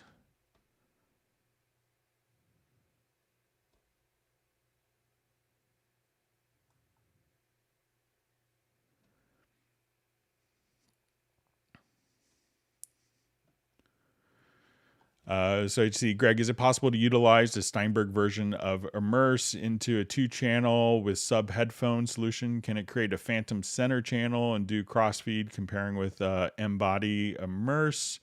So, I think, that it's, the Immerse is going to be more for working with ambisonic audio and not for kind of recreating headphone headphone virtualizations like that.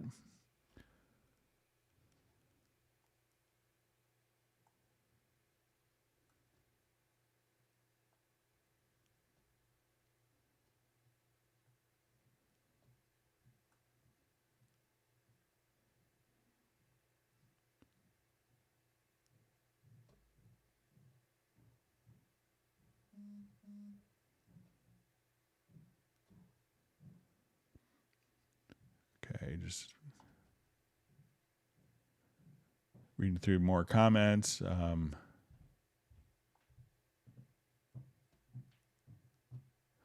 Okay, so we just see what kind of help can Cubase 11 Pro offer someone who can't sing?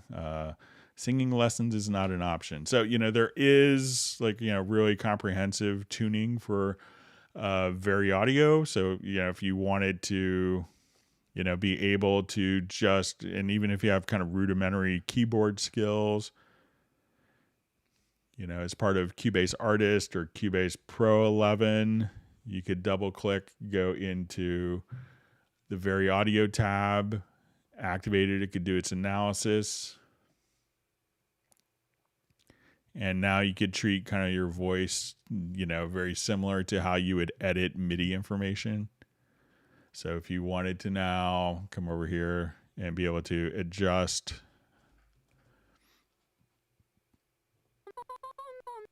or play it in real time via MIDI. So if you have MIDI input activated, I could.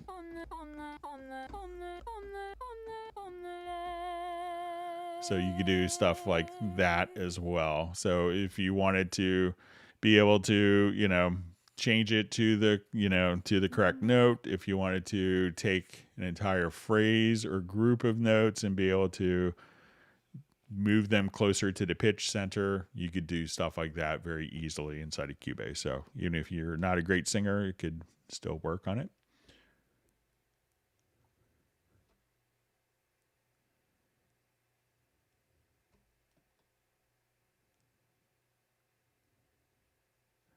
All right, so we see people reminiscing about their Atari versions of Cubase.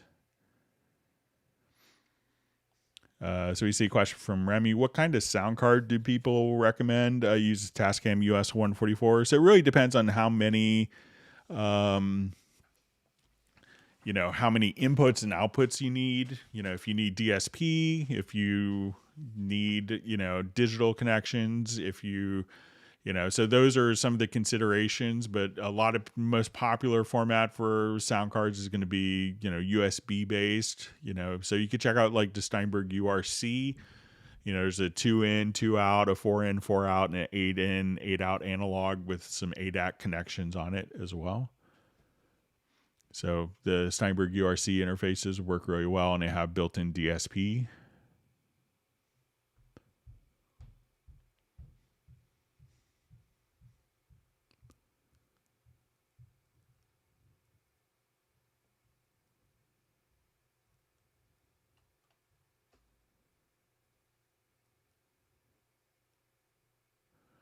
Okay, so we see from Henrik, now everything works. I didn't realize I had to switch off 48 tracks to musical mode. Another question.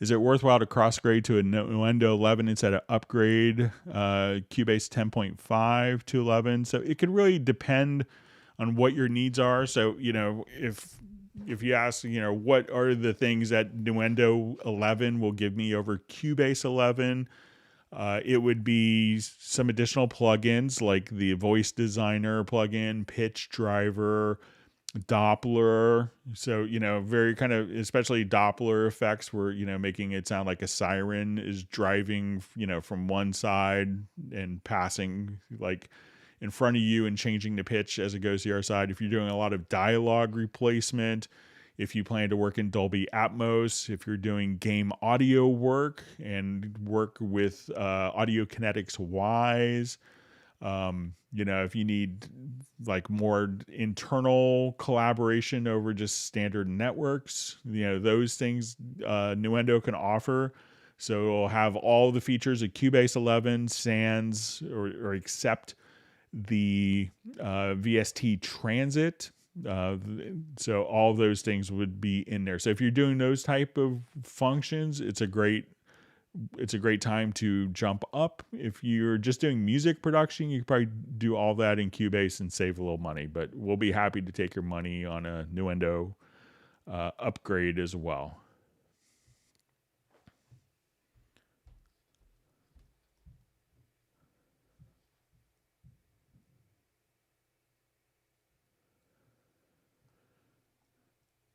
Okay, so just had a question. I've always thought about that. Is there a hidden function to temporarily black out the screen, or can we get one? There used to be before Cubase SX.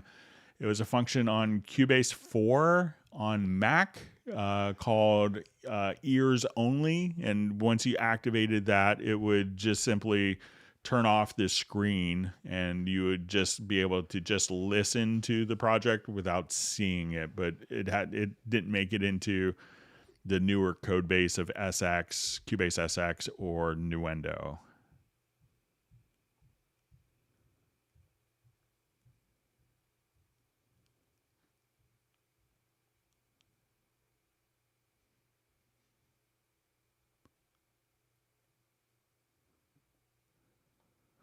All right, so I just see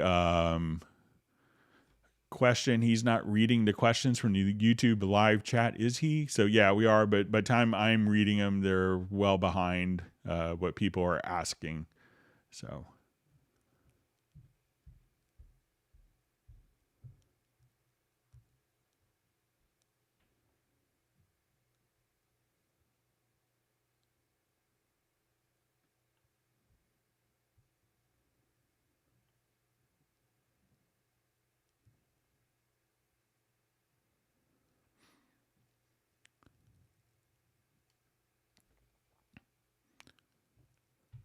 Okay, so Remy's looking for people to collaborate, work on a mix of some of his tracks.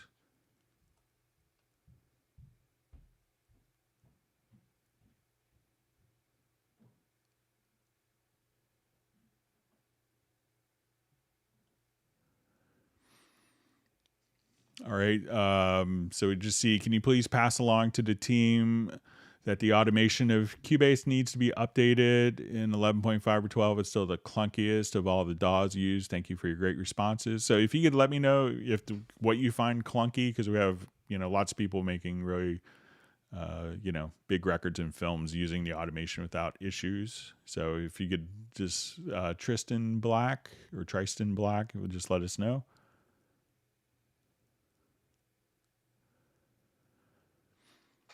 So we see question, if I have Cubase 11 Pro, my buddy has Logic Pro X, can we work on the same files between programs? You'll have to kind of exchange the MIDI information, probably via a standard MIDI file, and the audio probably either as time-stamped audio files or as an AAF or OMF, and that's kind of a format for transferring audio files and video between different programs, but neither program is going to directly open up the other program's project files.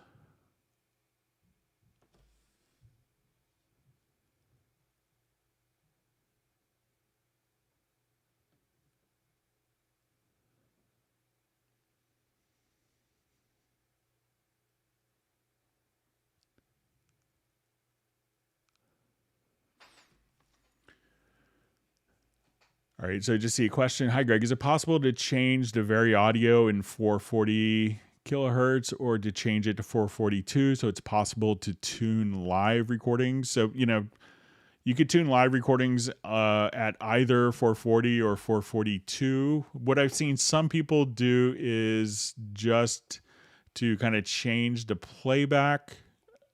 If you come over here and just change the transpose and you go to fine tune, and then adjust this, off by 2. So that will do it. So as you make the changes, and if you do a quick center of pitch, that you will just be, having the adjustments that you make will just be offset by the fine tune amount here. But even if I take this, to see if it's going to be in tune. So I'll just take this file here and I'll knock it off by 2 cents.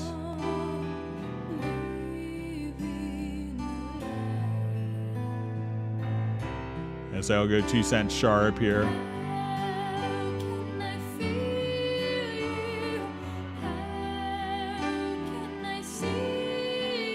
So I don't think that 2 cents up or down is going to make a huge difference. I think if a singer got within 2 cents of being perfectly in tune, they would be very happy with that. So, but you could offset the track on playback so that if you need to make absolute pitch corrections, you could do that there.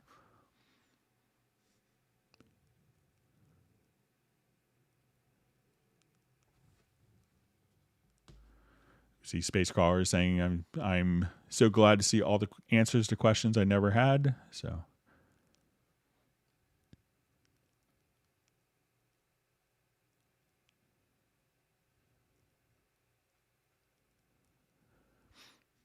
All right. So we see Matthias Hamburg just saying, I just see the latest improvement of the download manager. Now I can see what was installed successfully. Well done, because it says it stays when I reopen the download manager. So yeah, it's always, things like that are always, improving and getting better. So. See, Michael Teams says, I learned more just sitting here. Don't know enough to ask a decent question. So you could ask a bad question too. So we take good questions and bad questions, Michael. Especially since you're the ice cream man.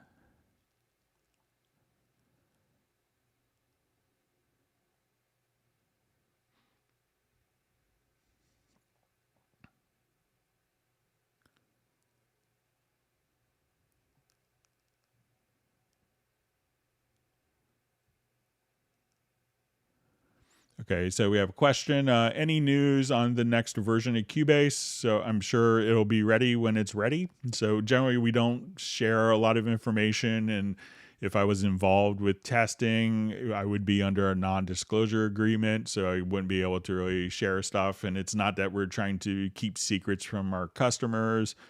Often when we come out with something, the competition immediately goes and starts copying things. So we try to do a lot of things just to make sure that we're able to, maintain our edge and not tip our hat to competition. So, but, Cubase has just been out now for, a little over 6 months. So, but I'm sure that there's people constantly working on things. So.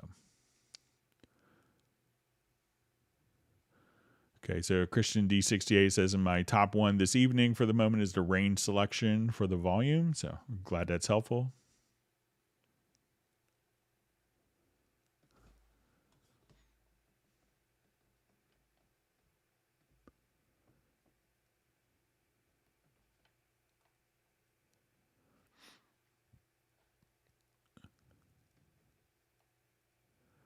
All right, so I see from Mihail, is this a bug or something that needs to be checked in preferences? But I don't see maybe the first part of the question.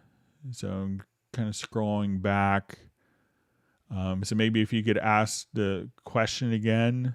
So I didn't see the first part of the actual question. I want to make sure I didn't miss it.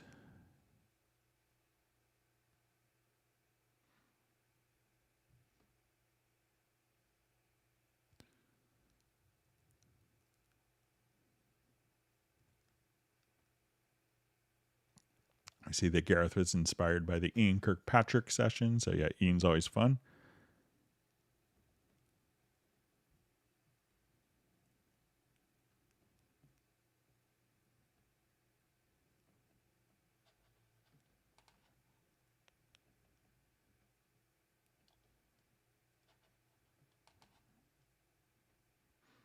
Okay, reading through more comments.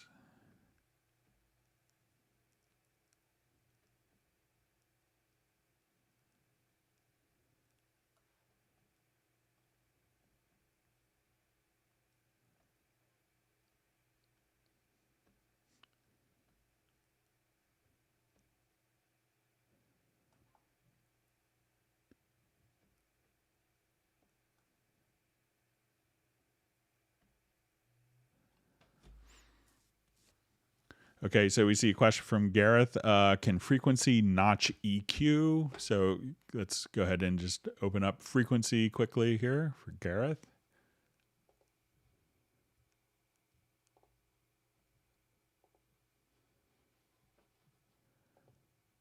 So you could just, we have low shelf, peak, high shelf, and notch. So if you wanted to just do a notch, let's say on band 2 here. And even if you wanted that to be kind of very narrow, so you could just put this directly into a notch mode for each band as you work with that.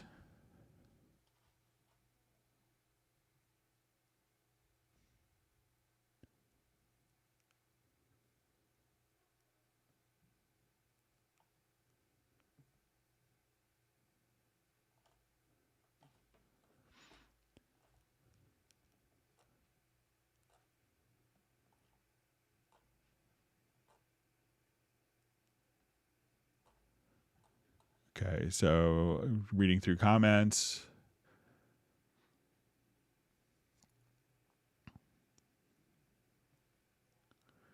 Okay, so maybe an old question. When I get the Cubase 11 Pro license, is the Absolute 4 VST collection included? No, that's a separate purchase and a separate license. So that will give you kind of a great suite of virtual instruments, like the grand full version of Groove Agent with the percussion agent, as well as other other content with it. So it's going to be sold. It's a separate product, and it's not included with your Cubase 11 purchase.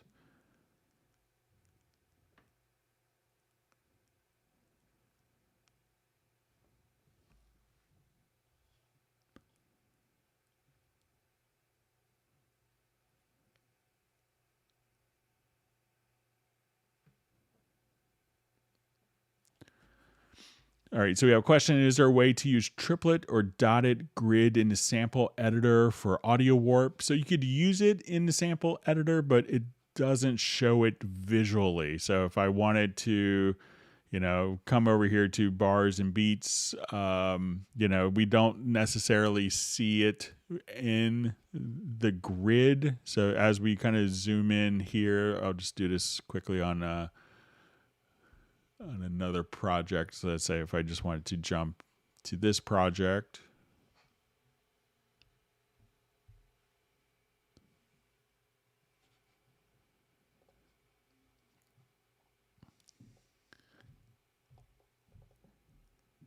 So as we go to our hit point detection, so, when we go to, let's say, our audio warps here, we can't have it automatically snap to triplets or dotted values. So I know that the team is aware of that limitation. So, but when we see kind of our grid lines here, they're not going to be triplets. It doesn't mean that they can't be moved to the two triplets, but you won't see the visual representation.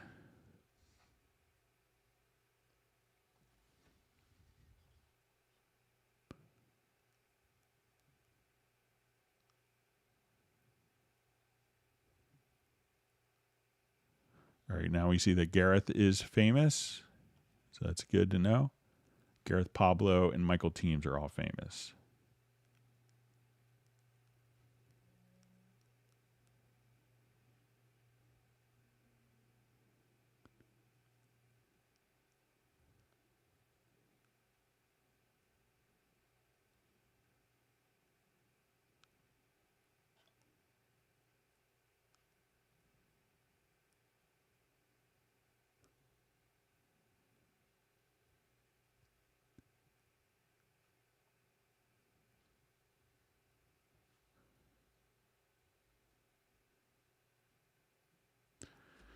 Okay, so we have, hello, how do you treat the compression in a track that has different levels of volume? So one of my friends that does a lot of different projects, and he did, tons of work with David Foster, and how, he's a guy who worked with Whitney Houston and, Barbra Streisand and, vocalists like of that caliber. And what he would do primarily for his vocals, I'll just come over here, and his technique is he would just kind of take the vocals, and if you had the vocals in kind of different volume levels, is that he would just kind of select like a word or breath, as he's looking at the vocals. So he would say, okay, I want to take this and Shift X, and then just kind of bring up the clip gain on that particular word. And maybe if this was a breath, he would just kind of come here, Shift X, that splits the event, and then at that point you could bring the breath down. So he would just kind of go through very quickly and make these little edits. I've seen some people in Austin, one of my friends, he called this the cut and run automation trick, where he would just take like each quarter note and he would just go to a vocal and take each quarter note here and hold down the Alt key, cut, and then hold down the Alt or Option key, and then he could automatically split kind of each quarter note as he wanted to do this. So he could just come right over here. Let's say we have this, and I'm gonna hold down Alt this time instead of Command. And now each one of these little phrases can be its own beat. And he would just do very quick little bumps here or there using, just the clip gain. So he wasn't using one compressor to kind of regulate the volume. He was using a compressor just to get it to the point where everything was, could use that cohesion and glue. So a lot of times people will use multiple stages of compression. You don't really have to, and this could be more effective and kind of get you there quickly.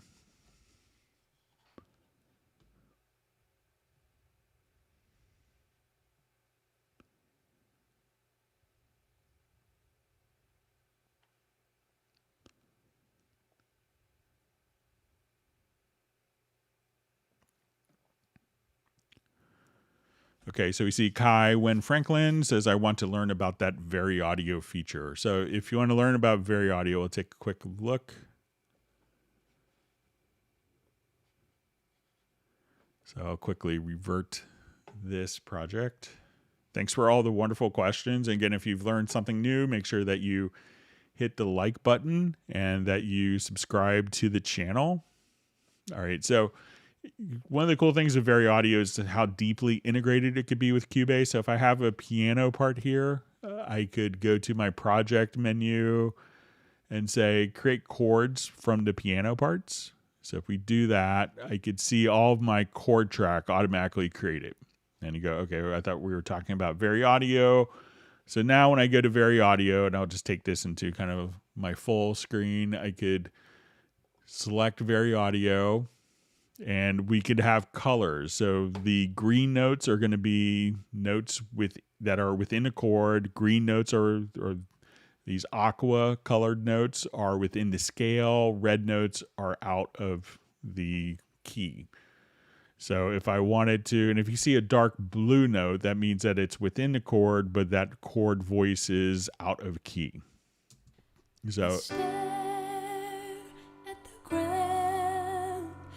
So once we kind of do just a quick analysis of, we click on Edit VariAudio, and this will generate segments for us. I could take these segments as single entities, these segments, independently or as a group. And if I wanted to do just quick tuning, I could go to the bottom center, and that will move the pitch to the tonal center of the pitch. So as we listen to that, we can now just say, okay, we listen.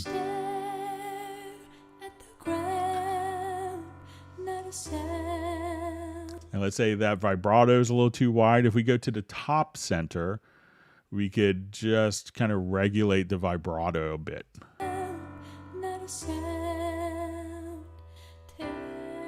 If I wanted that note to last a little longer and just kind of change the phrasing, I could grab its right edge and just simply drag it out like that.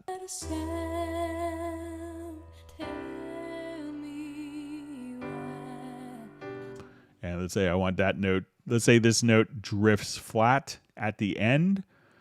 So if we see stuff like that, we have this, and there's two different modes of working with this. So we could say, I want to see the smart controls. There's a default smart controls or all smart controls. Just turn it on all. And as I just see this little diamond here, we could tilt the pitch. But right now, where the point of where that pitch tilts is going to be based directly on this diamond. So if I move that diamond and we see maybe the diaphragm support of the singer is bad, I could just bring up just the end of it and not worry about it. If I think that this note while I'm doing tuning, like this note is just too loud or too soft, you could adjust the volume directly here in the lower right hand corner, and you could adjust the formant shifting right here in the lower left hand corner. Now when you have notes that are kind of, if you needed to split segments, you just go to the bottom center and you could just split the segments. Or if you notice that sometimes maybe the vibrato gets a little erratic, but if you change the vibrato, the transitions between notes is problematic. We could take this little triangle that we have in the upper corners, move that in, and as we adjust the pitch bend, we could adjust the pitch bend but leave the transitions between the notes intact. So you could choose to do that. If we wanted to have MIDI input, again, I could just select a note and hit the key. And if we have the function for auditioning, so if we just turn on the little speaker icon, we could have the acoustic feedback.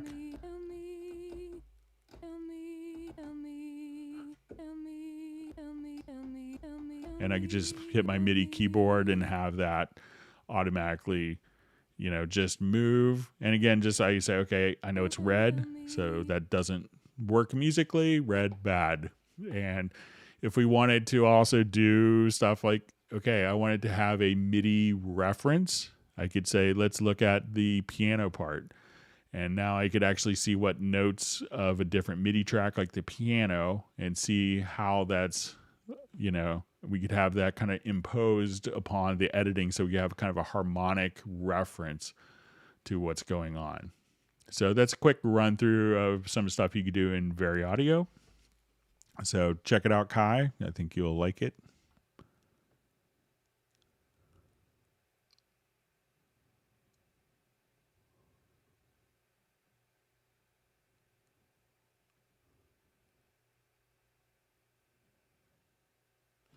Okay, so we have just a question. Hello, Greg. Can you help? I've deleted my tempo track and info, but for some reason, Groove Agent 4 speeds up at the end of my song. What have I done? Thank you. So let's take a look and see, because sometimes if you delete the tempo track, there could still be tempo information, even though it could. But let's just take a quick look and make sure.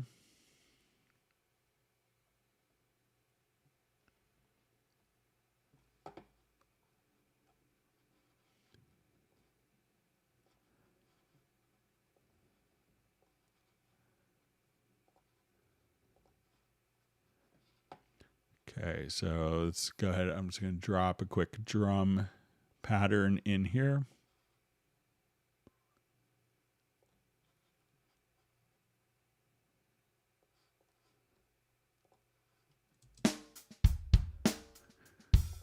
Okay, I'm going to add a tempo track.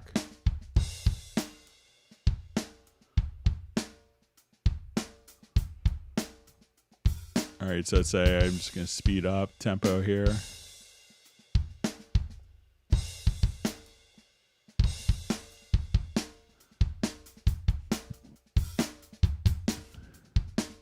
All right, so let's say now I remove the track.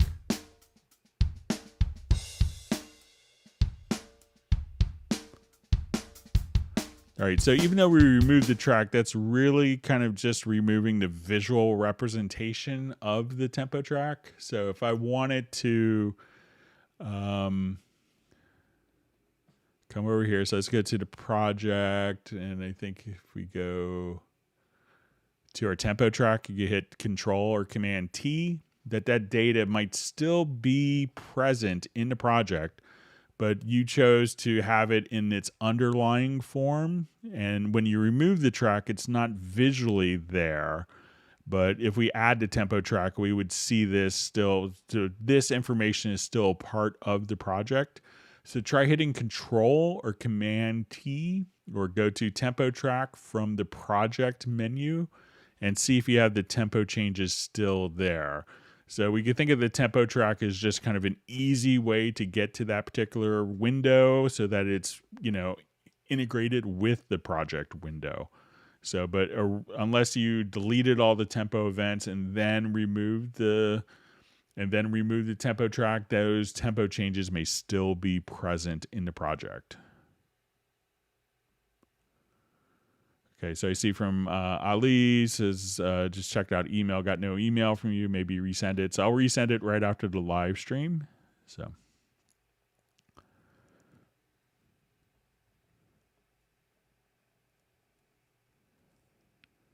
we see Jazz Dude's going to be exploring Atmos. So I have a 5.1 set up that I should have to find a good way of adding height channels in my studio. So.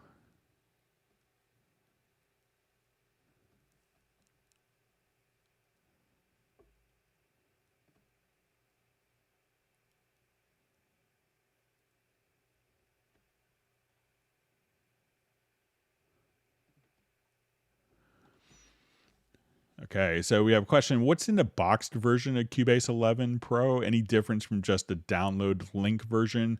So in the box, you can have it shipped with a USB-E licenser if you don't have a USB-E licenser already. But really, in the box, if you could buy it with the E licenser or without. And if you buy it with, if you buy it without the E licenser, it's really just a download access code, so you don't get physical media. So it's really the same. So I think some of the people in Hamburg say, you get fresh, you get air from Hamburg, Germany in the box, but it's really just a download access code that you would then basically, download, which would be the same as a download link version. So.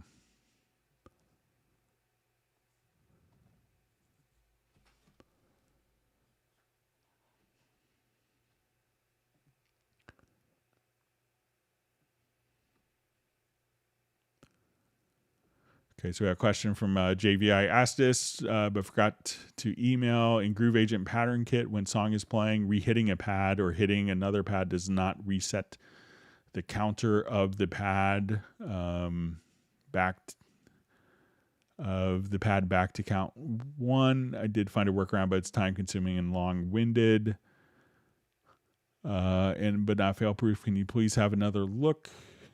Okay, so.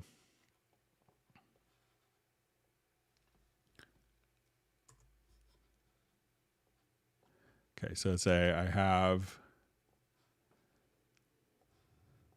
a particular project here. Okay, so I'm just going to drop in, we have C0 as our note.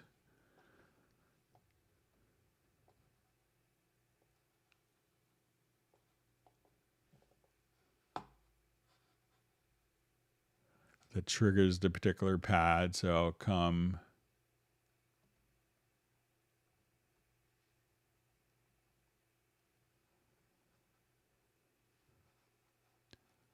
All right, and I'm just going to look at this in Key Editor.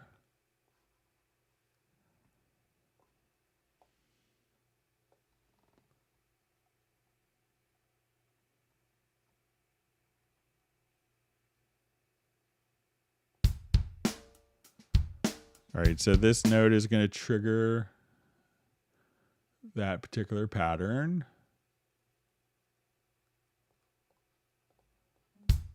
Okay, and I'm just going to duplicate that particular note.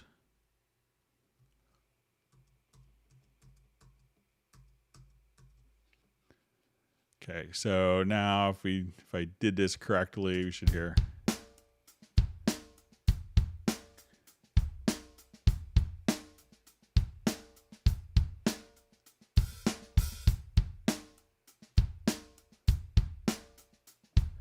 Okay, so let's see, I think I have that set up. So it says when song is playing, re-hitting a pad or hitting another pad does not reset the counter of the pad back to count of 0. Okay. So let's probably just did all that for nothing, but let me just try this. So say we're playing.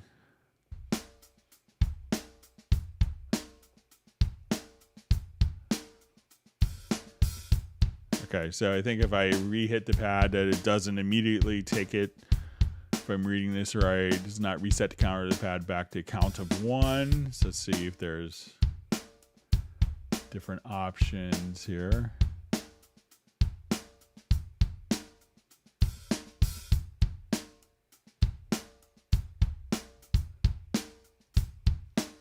Okay, so let's just see. So I think what JVI wants to do, if I'm reading this right, is when you hit this, that it could just go, just solo this. So we hit this.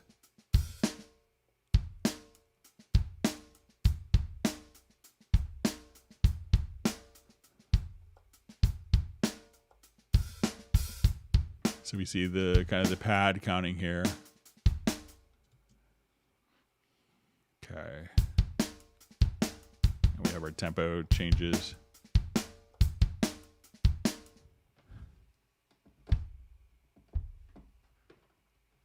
All right, I'm just going to set up with my Midi controller here if I can. And just bypass tempo.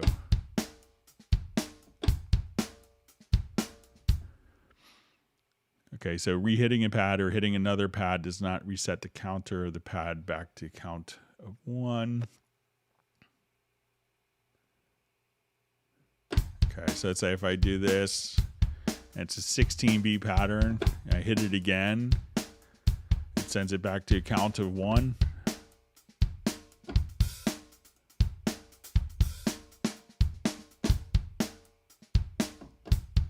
So it looks like it's resetting it back to 1.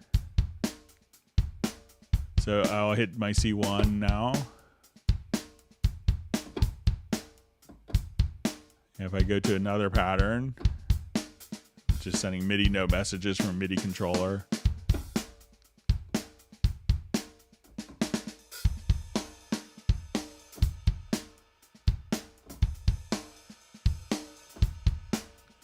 So I think maybe if you're switching from one pad to another, that it's keeping it within the same, it's synchronizing to the same pattern. So say if I come here and I hit a different note,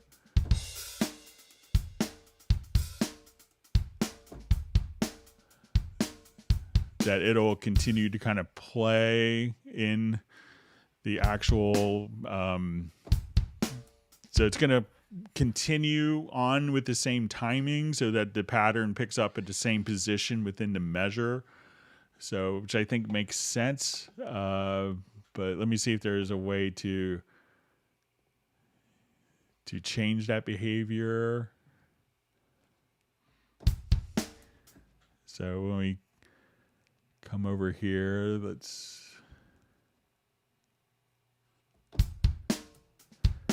all right, so if I switch in our pattern, we see the counts here up to 16.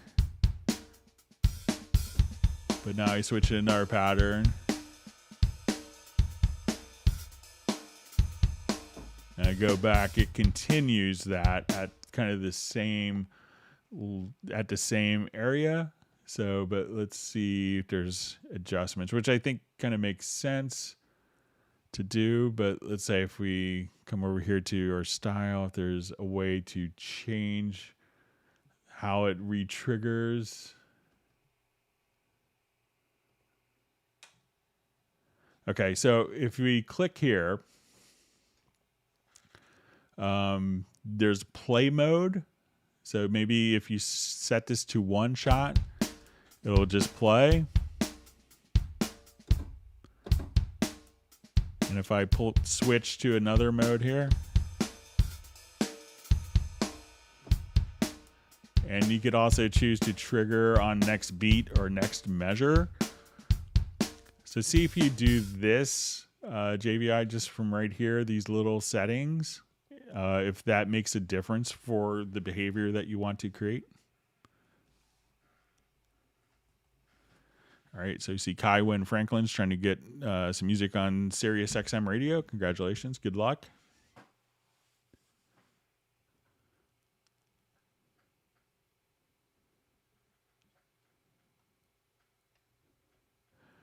Great to see Sub 403 on the live stream. Thanks for joining us. We missed you as well last week.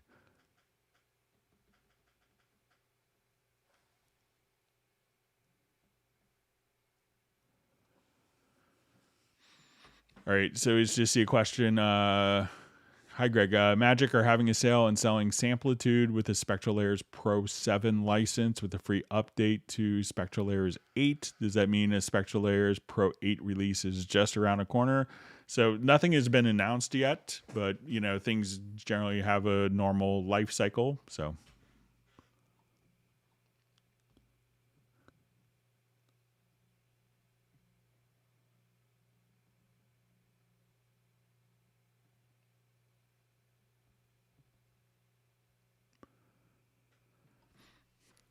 Okay, so we also see from JVI also having a brain freeze. How do I record all the instruments that are being hit the pad, not live, but on a track where I recorded the pads, but I want the actual drums as well for editing?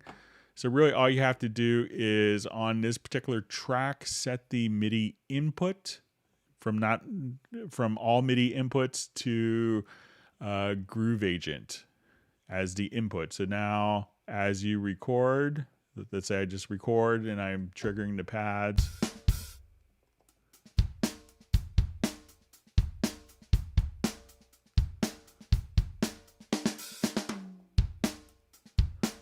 So as soon as we do that, then the information is automatically recorded as its own MIDI data right there in the project. So each of the elements it's making up the particular pattern can then be extracted. So just put the MIDI input from all MIDI inputs to the instance of Groove Agent that's playing back.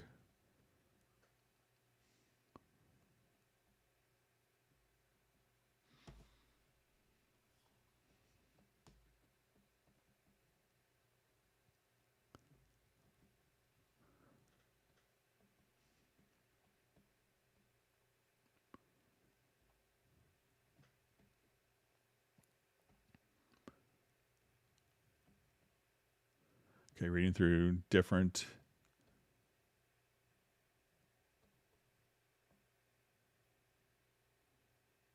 All right, you see Jeff Sabelski's will keep a lot of secrets from Steinberg, but Yamaha he would do anything for. So we're the same company. So.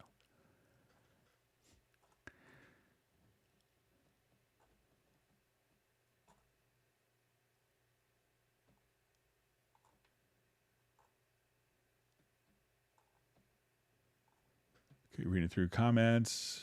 Thanks for all the great questions today.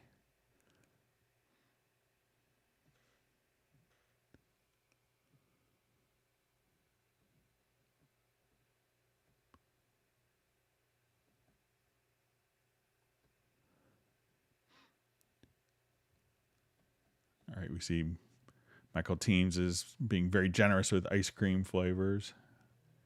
And we learned on the last Zoom meetup how he comes up with all his ice cream flavors. So that'll be the teaser for the end of June Zoom's meetup.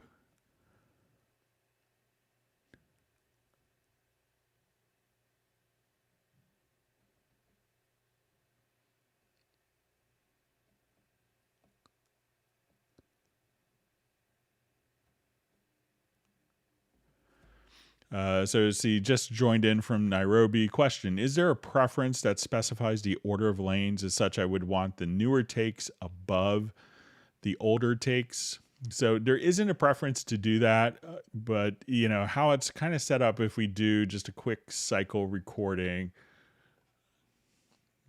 let me just create a quick cycle recording, and I'll show you kind of what's actually happening if you're doing a quick cycle record. So it doesn't actually often create, you know, new and independent files. So let's come over here, and I'm going to just put this into a quick cycle record. Just kind of show this point. And as we do this, if we have lanes, every lane would automatically be placed into its own. Every pass would be passed into its own track. So there isn't a preference to toggle what's on top or not. And it could be that the reason that it does this is if we actually, you know, go to import this audio file, let's say onto a different track. I'll come over here to the pool window. It's not actually separate files, but it's going to be, you know, one audio file that's going to be, it's actually a continuous audio file that, you know, is recorded, but it's just kind of represented in these different times so that we could edit. But there isn't a preference to kind of change, and I think it's kind of makes sense the way it is and as you visualize it. But I could pass that along as a preference request. But I think once you kind of know what it is and you're viewing your lanes, that, you know, it's not too hard to adjust to.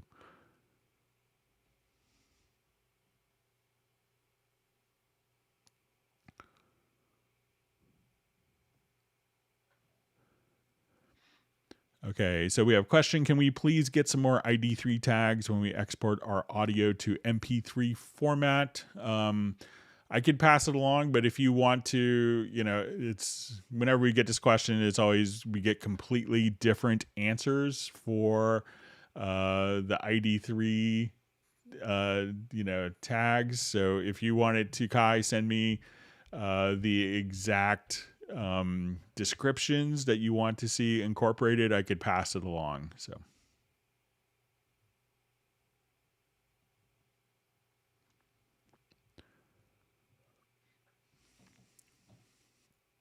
Okay, so we have a question. Can you tell us about how to rename marker tracks and put them in sequence? Okay, so let's say I'm playing along here and I'm just going to drop, I'll add a marker track.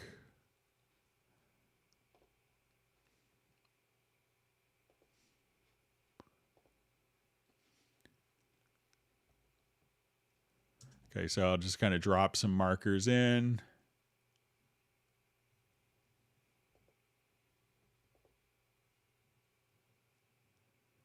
All right, so let's say at this point I missed a marker between 2 and 3. So I'll come here and I'm going to drop another marker in. All right, so even though we're between 2 and 3, because it is the 6th marker, it's labeled as marker 6. Now, if we wanted to change these names, we can just come to select a marker track, and from the transport window, I think it's Control or Command M, we could just kind of come right over here and name the markers accordingly.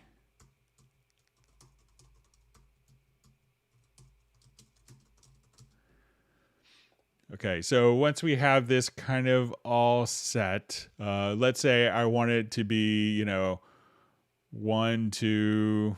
So let's say I wanted this to be in the order that they actually show up in, so that, it makes sense. So I see, 1, 2, 3, whatever. So if we go to, I think it's the functions menu, we can choose to reassign cycle marker IDs. And now as we do that, I think it was there. Okay, reassign position marker IDs. And now we see that now we see 1, 2, 3, 4, 5, 6 instead of 1, 2, 6, 3, 4, 5. So hopefully that will do the trick for you. That's from Samir.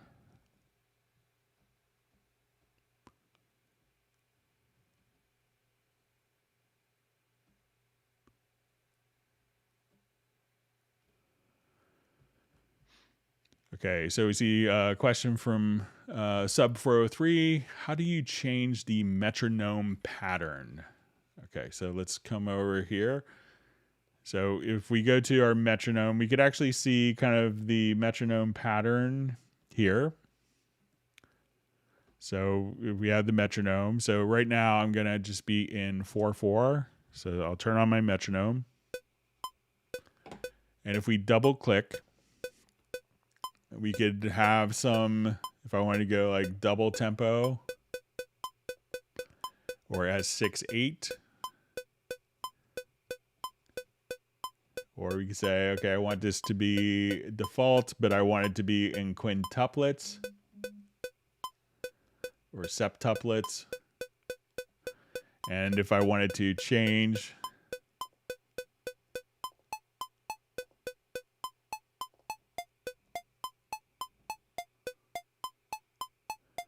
and if we have a signature track, so let's say if I do that, let's add a signature track. At that point, you could just double click on the time signature, adjust a marker, or from the info line, adjust a pattern playback. Okay, so we see from Michael Pierce, who can you shout out to if you spot a spelling mistake, possibly on the Steinberg website? So if you want to send me the link, I'm happy to pass it along to the appropriate marketing people. So.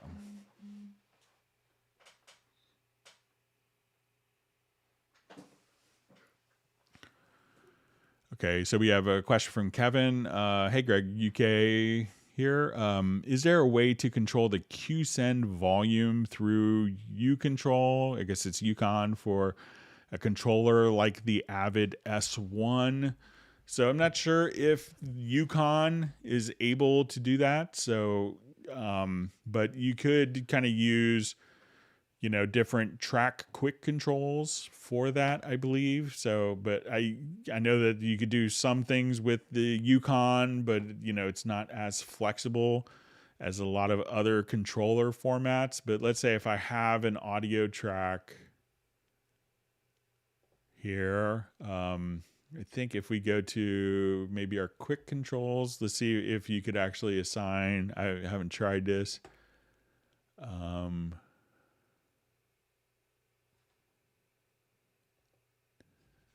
But let's just come over here, let's say to our larger mixer.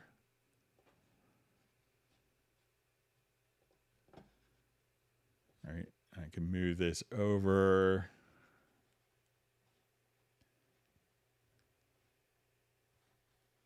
So I would be inclined to say that Yukon wouldn't allow you to do that. I know you could do it on Nuage. So let me just add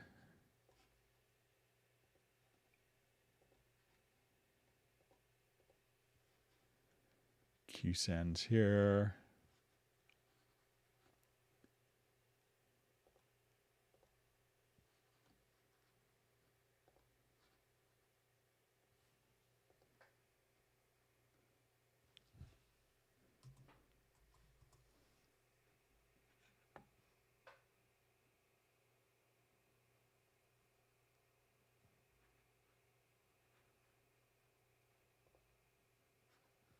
Yeah, so I'm not sure if you could do it in quick controls, but I know the Nuage does it, but I don't have any Yukon control surfaces to really test, but I could maybe do some research on it. If you want to email me at clubcubase@steinberg.de.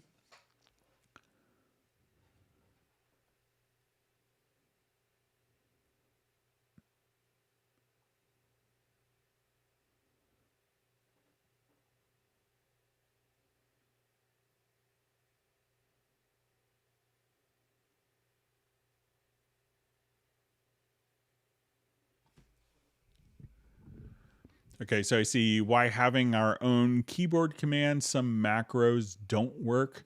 So you have to be very careful sometimes with key commands if you've created your own keyboard shortcuts that maybe the key command might be utilized by another function. So I've seen people build up like pretty elaborate macros utilizing custom keyboard shortcuts.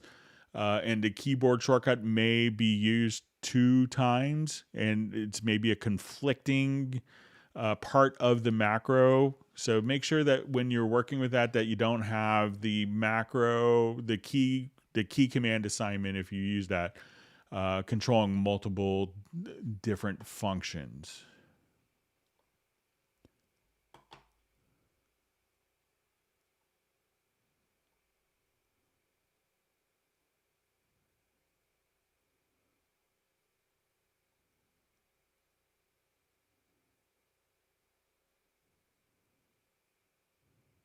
All right, so we see that Graham Witcher is just learning just by watching, and he doesn't even have to read the manual, so that's good.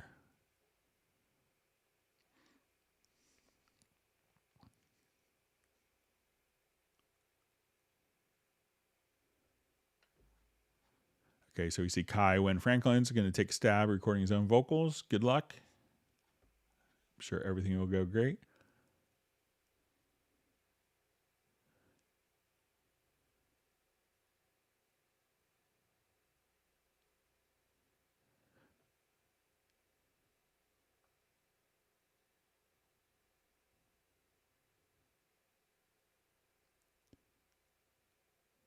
All right, so we see Sable Winters is worried that VariAudio is going to be over her head. So, as a vocalist, you'll probably know, it's really interesting. I think, some of the interesting aspects of using software like Cubase is, like people's timing. They had a really good sense of, when people started doing MIDI sequencing, a lot of musicians, their timing got better because they could be so aware of the timing issues. And for doing vocal tuning, if you do tuning of other vocalists as a vocalist, you'll have a really good sense of how to work the tool, and sometimes you may not have to do much. So but you're not going to break anything. You could always undo it.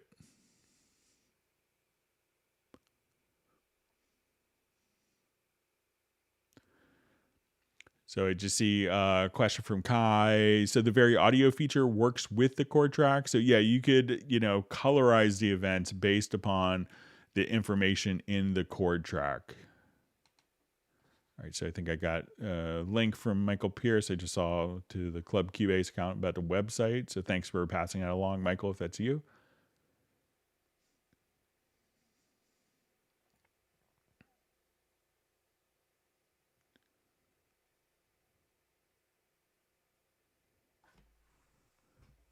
Okay, thanks again for all the wonderful questions.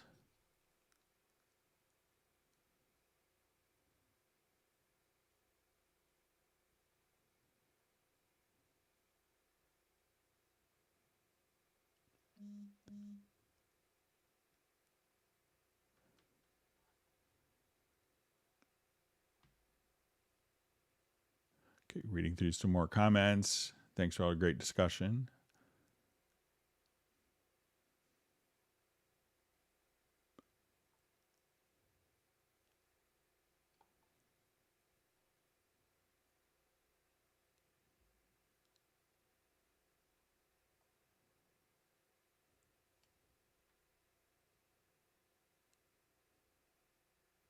All right, so we see Michael Teams is notified that his CC121 is shipped. So congratulations, enjoy. It's a great controller.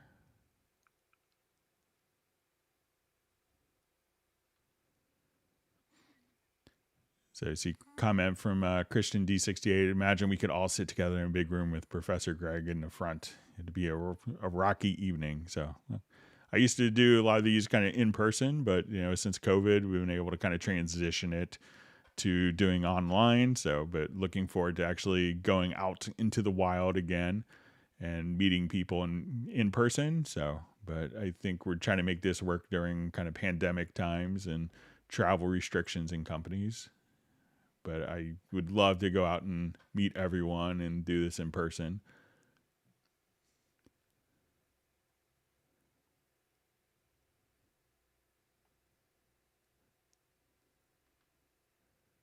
All right, so we see Neurotic Nexus has made it, so, and Mark Rabin as well. Glad you guys could join us.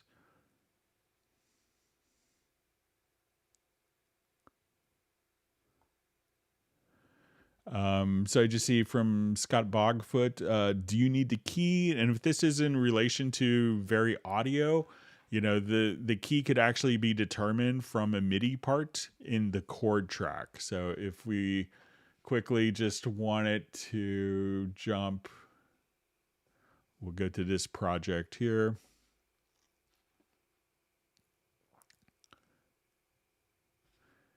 And I'll revert it.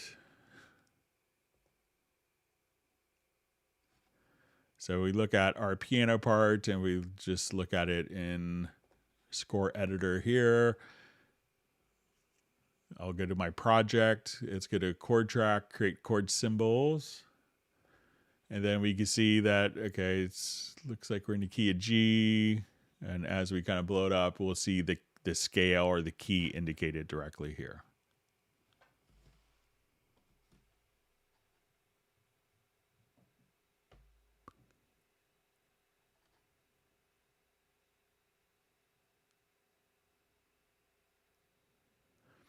All right, so I see from Jeff Zabelski, I was hoping Daryl from Oakland would be here again too. So yeah, Daryl was on earlier, so he did make it. It was great to meet him on the Zoom meetup.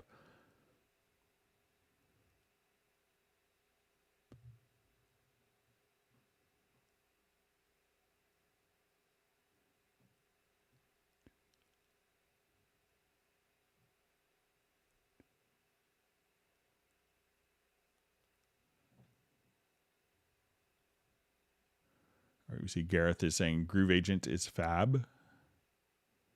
Very powerful and full of secrets.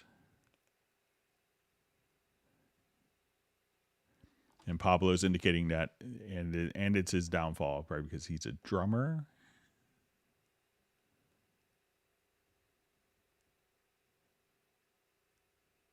right, so Pablo's getting dinner.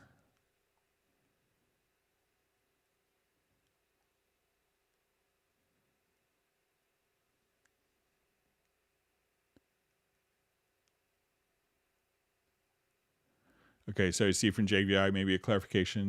Greg, follow on Groove Agent. No, Greg, it resets to 1 if the song is not playing. If the song is playing, it won't reset to 1. All right, so let me give it a shot again. So I think we're in this project. Activate it. Thanks again for all wonderful questions.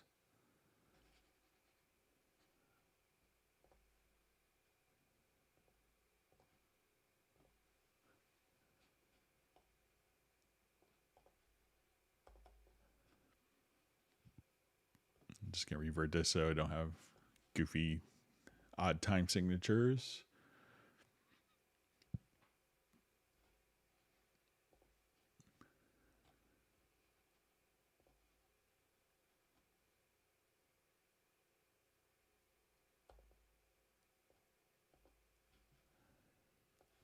Okay, so while it's not playing,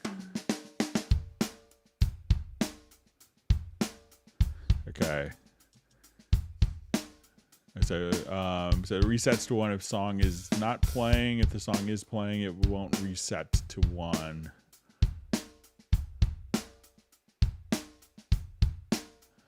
Okay, so let's say now. So let's try switching the pattern mode here. Sorry, I'm just going to solo the drums.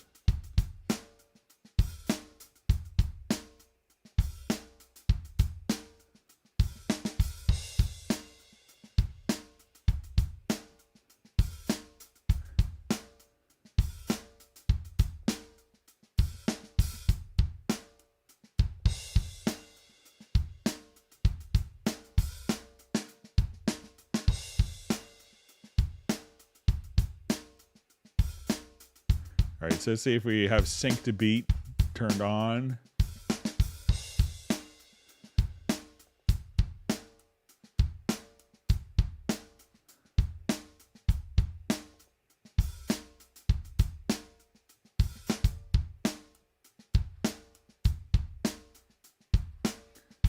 So let's say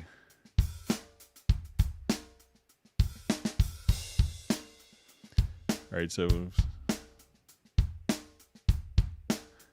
try JVI, try just this sync to beat function and see if that helps with your question.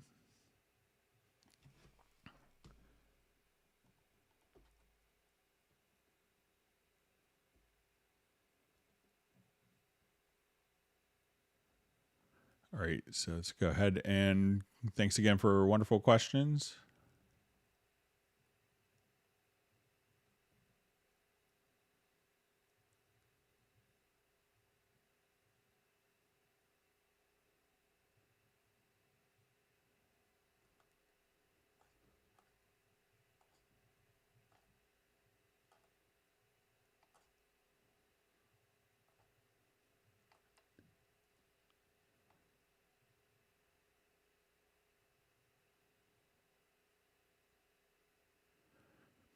Okay, so see question. I just saw a Cubase user recording multiple stack takes and then flipping through those takes with the click of a button. Do you know how I can set that up? So probably, let's go ahead and do this. Probably the tracks are linked, so let's put this into a quick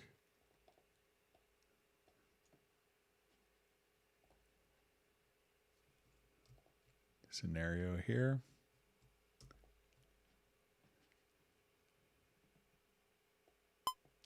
All right, so I'll just we'll do multiple takes here on multiple tracks.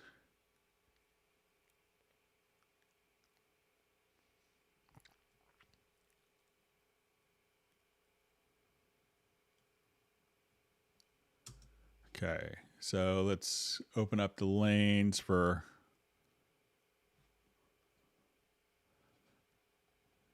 All right, so let me just.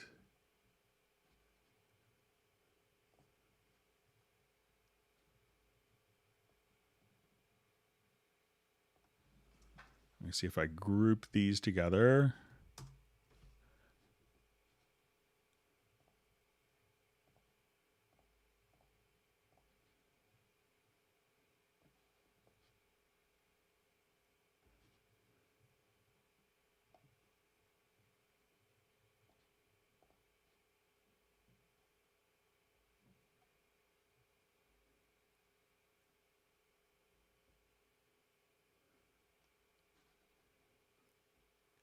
Let's see if these are maybe in. I'm going to try this again with fewer takes so we could see it.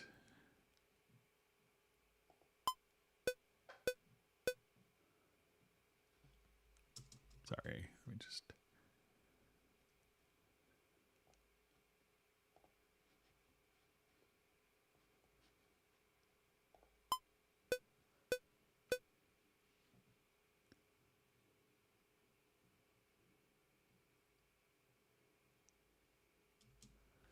Okay, so we have 3 lanes, and let me just see if maybe if we come here, so if we have these selected.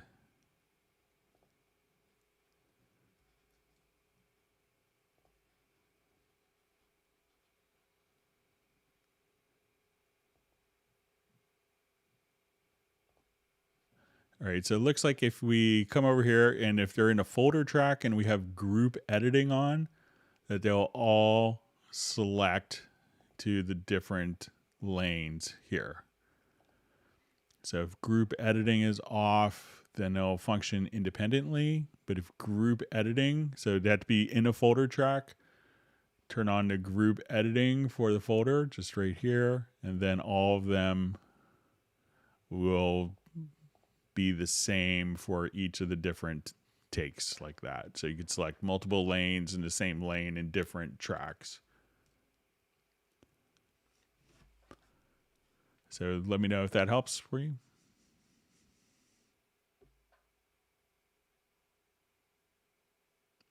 All right, so we see Matthias Hamburg is going to be checking out. So thanks for joining us.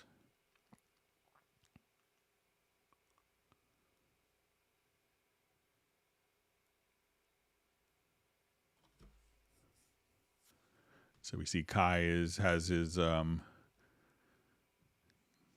singing Our House. I think it's by Dexy's Midnight. No, it wasn't Crowded House in our group. Madness, right? Testing my 80s MTV knowledge.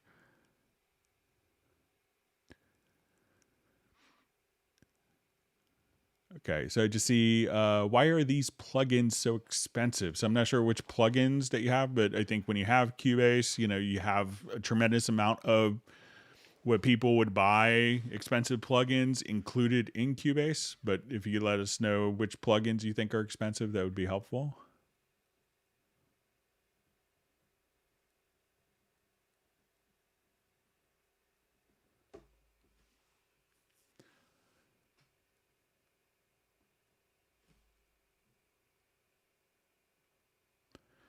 Okay, so a question. When you select multiple events with the mute tool, it will automatically mute them. Is it possible to do these with the erase tool? If not, can this be added as an update, a reference? Okay, so let's say if I have multiple events here.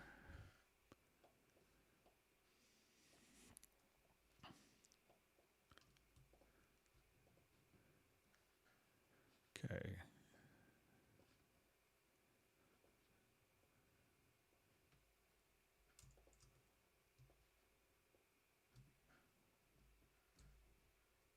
All right, set up the scenario. Okay, so, if we wanted to, so we could mute multiple events like that. And I think you wanted to, maybe if you wanted to swipe in the same way, to erase. So let's say if I just grab the eraser tool. So if you wanted to just select multiple events like this, so it will function as a selector, but you could just hit the delete key, but it doesn't like automatically erase the selection. And I can see different schools of thought on that, but once they're selected, then they could be erased. But if you wanted it to, mute and unmute, for the erase tool to do that, it's going to be more of a two-step process to select the events and then erase, as opposed to a one-step process. But I could pass that along.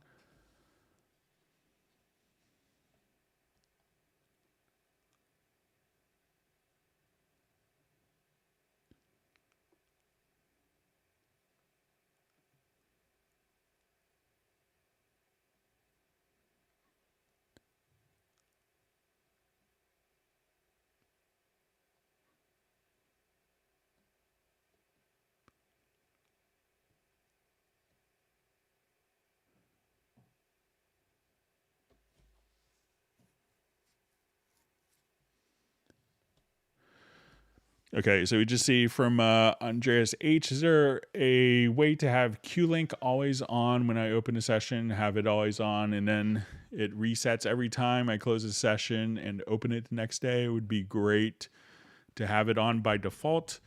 I think that's something that may actually make sense to have initiated by the user, because a lot of people may be having, if you have multiple tracks selected and you intend to add a plugin to one track, that it could automatically get added to unwanted tracks by a lot of users. That could lead to a lot of confusion. So I could see where it makes sense that for the quick link to be engaged intentionally by the user, but I could, pass it along to the team to see if there could be perhaps a preference for that.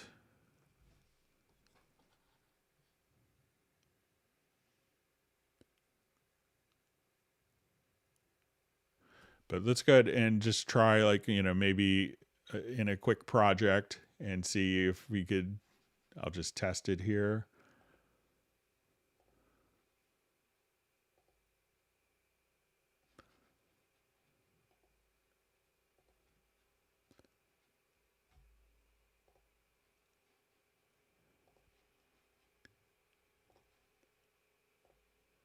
So let's see if Q-Link is there. We'll save as,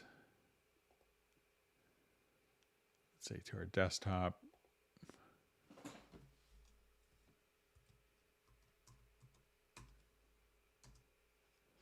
All right, so I'm going to turn it off. Let's close this project.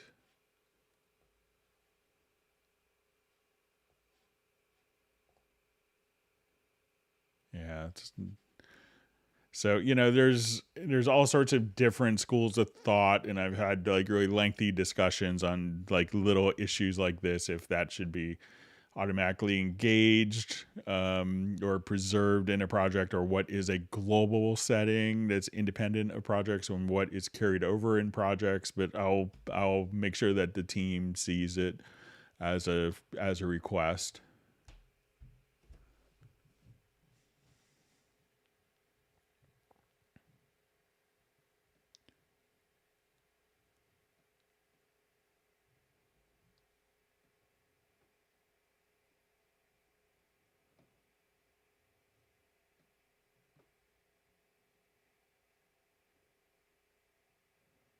Okay, so you see Marvel Jam likes the tip on changing marker numbers.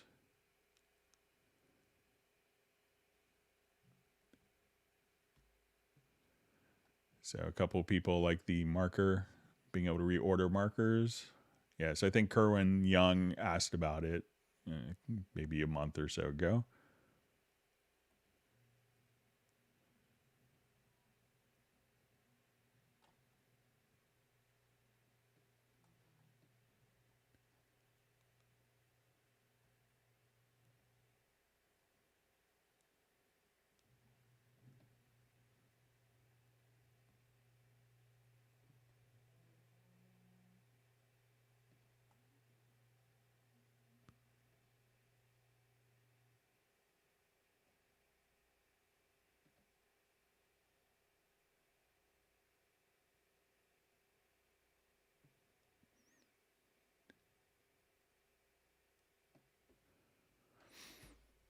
Okay, so we had a question. When you export stems out of Nuendo 11, how do you make sure that the effects returns are added into the stems? The stems are Vox, SFX, and music. Thanks, Greg. So, you could choose to include the send effects. So when we go to your file, go to export audio mixdown, and I'm going to just add some group folders here.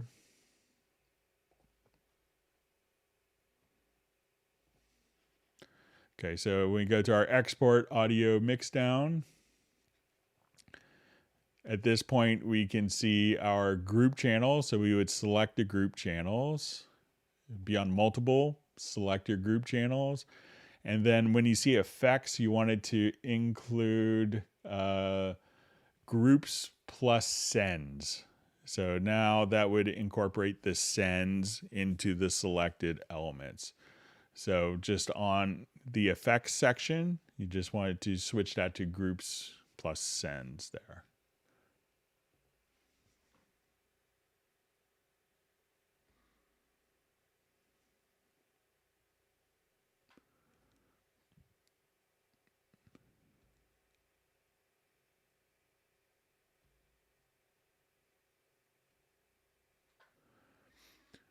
Okay, so just seeing from Sable Winters, I'm seriously considering adding Cubase for Android today. I need to do dynamic EQing, etc., for promotional social media videos on the run. Any thoughts? So yeah, it's a great tool for that. So if you're doing, like if you want a portable DAW you can run on your phone, it's a perfect solution for that. So.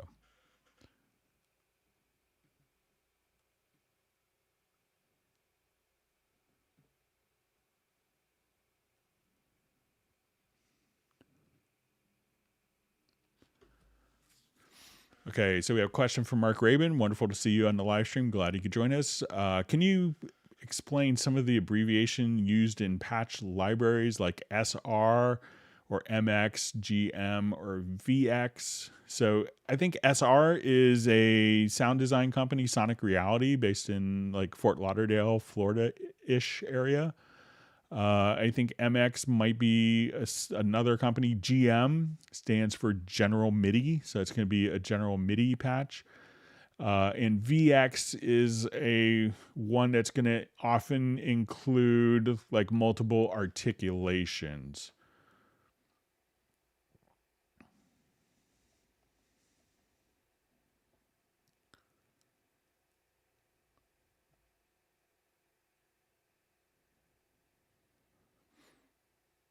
Okay, so we have a question from Jeff Zabelski. How to change the chord input to beats or even off beats when it's stuck on one chord per measure? Thanks, Greg. I'm just not there in the manual yet. Okay, so let's add a chord track to this project.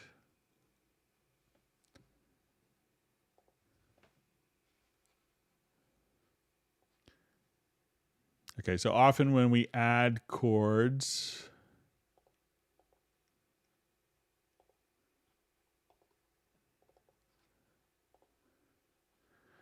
so all we need to do is we can set our grid value here to beat. And then so if I wanted to have a chord show up on beat 2 as opposed to, or if we wanted to show up on adapt to zoom, so if we wanted our chord to be more anticipatory, I could just say, okay, I want it like just to be put in right there.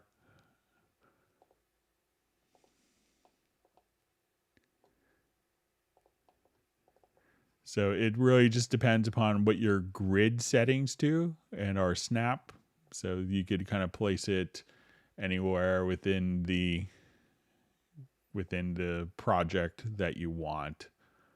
So, but by default, it will, go to bar, but you could manually place the chords anywhere you like.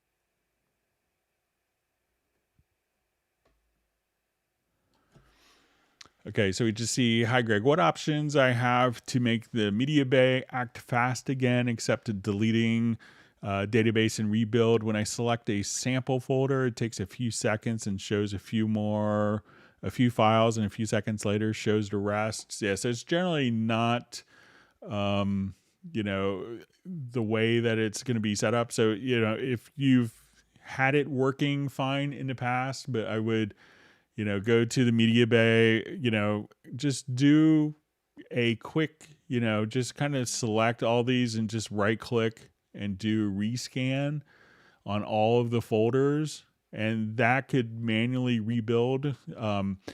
One preference to be aware of is, if you don't go to your Mac system preferences, but if you go to your Cubase preferences, is sometimes people will only have media bay scan when it's actually open. So this way media bay can kind of scan in the background. So sometimes it may take a while. Like I just got a new computer last week, and for the first time I booted up Cubase, it seemed a little lethargic in the media bay. Then it kind of found everything.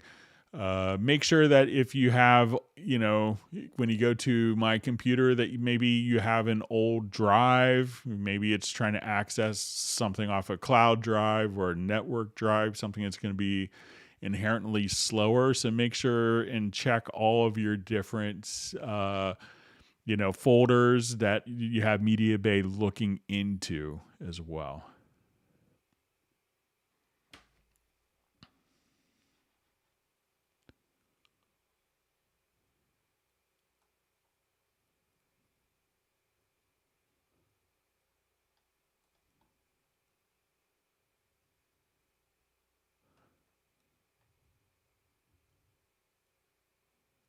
All right, reading through comments.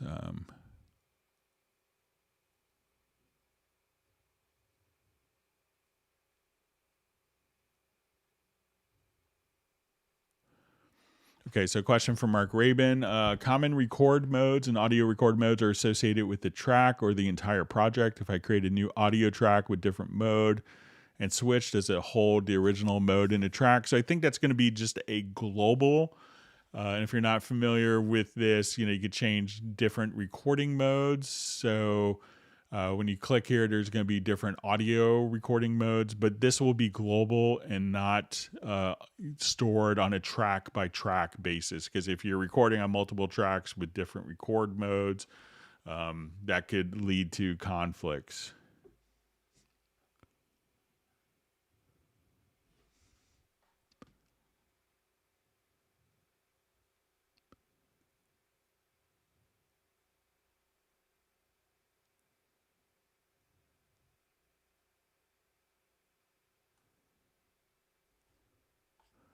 All right, just reading through comments.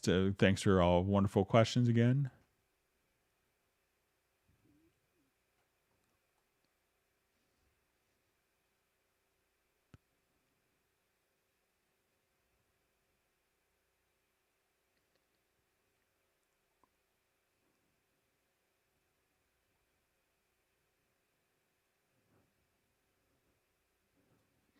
Okay.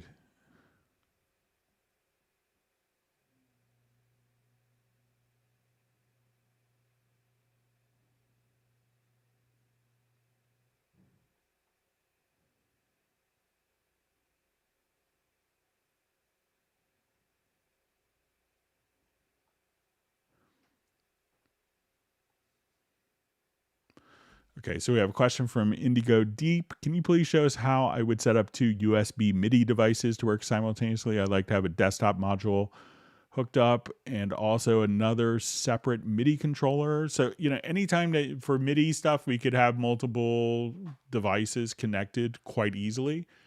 And if you go to your studio setup, to your MIDI port setup, anything that the computer operating system is seeing, whether it's Mac or Windows or iOS or Android, you'll be able to see anything that the computer sees here. And anything that's available to the computer is available for Cubase to use. So it's really just being able to, once you see your different devices here, they are all available and accessible to use however you want. So you don't really have to do anything. So you say a desktop module. So if you have a desktop module set up, it's probably going to be MIDI going out to that over USB. So for that, you would just add a MIDI track, and we would just set up. You'd probably see the USB port. Some you may have to install drivers. Some may automatically be kind of what's called class compliant, meaning that it doesn't need a particular MIDI driver to be recognized by the computer. As soon as it is seen on a USB bus, it'll just kind of pop up here, and you could see. So to route MIDI to your desktop module, just select the MIDI USB port. If you don't see it, then maybe install the driver. And then you could, for the input side, so if you have a separate MIDI controller, you should see that here, but that will probably also just fall into the all MIDI input. So if it's a desktop module that's not a virtual instrument, then you need to use a MIDI track, and you should be able to route to it without any big hassle at all.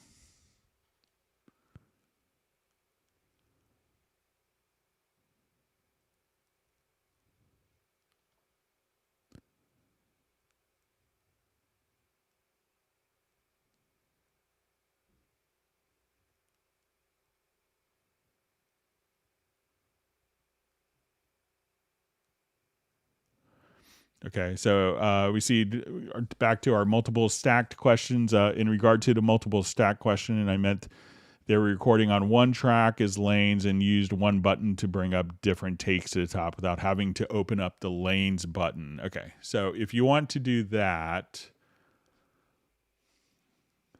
let's say if I just quickly go here and do multiple lanes, so I understand your question now. Thanks for the clarification. Chandelier Jet. All right, so I will just do this recording. We'll do a couple passes here. And if you wanted to switch between multiple takes without having to open up the lanes, if you just go to the center, the bottom center, you could now just say, okay, I want to go to take 2. Click here. I want to go to take 3. I want to go to take 5, etc. So just click on the bottom center, and then you could see all of the different takes just laid out for you right there. So once again, the bottom center of the event, and all of your lanes are there, and you could switch without having to open up the lanes view.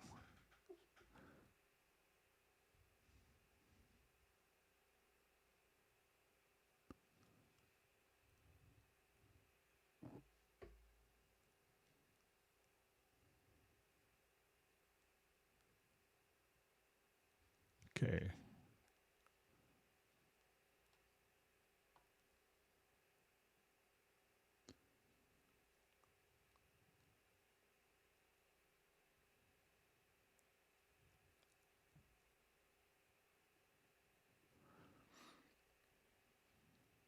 Okay, so I'm not sure if this is a question to me, but it says you used a Scarby bass.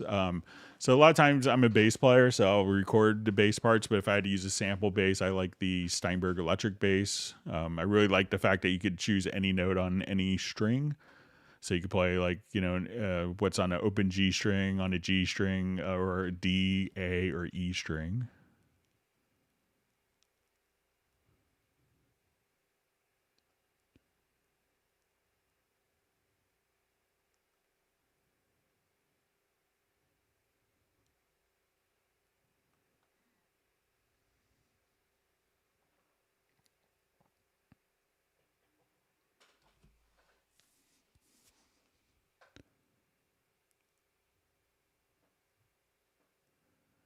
All right, so we see a nice comment from Charles. It says, I got to say, after using Cubase for over 5 years and interacting with other DAW users who constantly have problems, I'm so glad I use Cubase.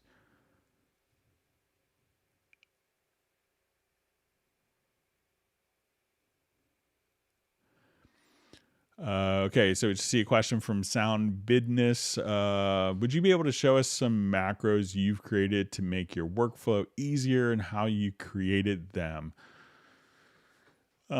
So yeah, these types of questions are always easier if it's like, can you make a macro to show me how to do this? But let's see if I can come up with one. Okay, so I think I made one to kind of get rid of breaths in recordings. So let's say if I'm listening to just a vocal.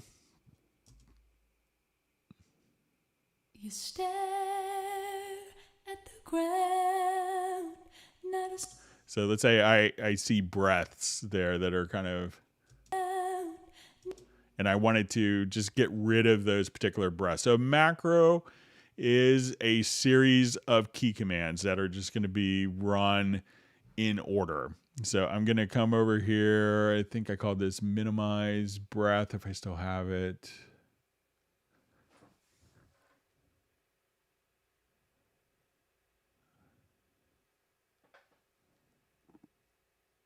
May not have it on here.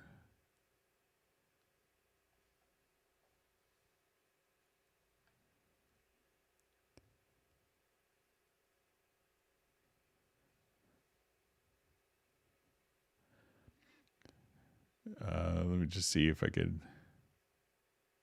Well, I'll show you just one thing that we could do here with the macro. But I have one that I could basically, instead of having to come here, I could choose to delete. I could choose to select a range. It would cut it, split it, knock it down by 12 dB, and some other function. So instead of having to do that like 100 times in cleaning up a vocal, I just created a macro to kind of execute that. I'm sorry I don't have it.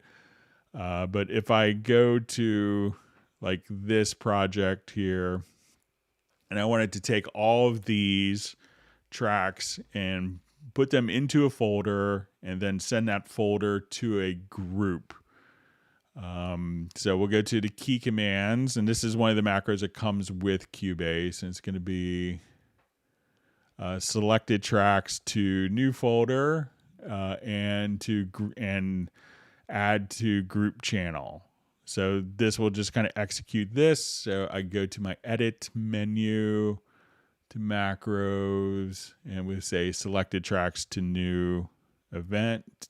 So it's going to automatically add that folder and then add to a group track of that particular folder as well. So those are like some of the things that you could do, utilizing macros. So if we say, okay, let's just take these and run the macro again.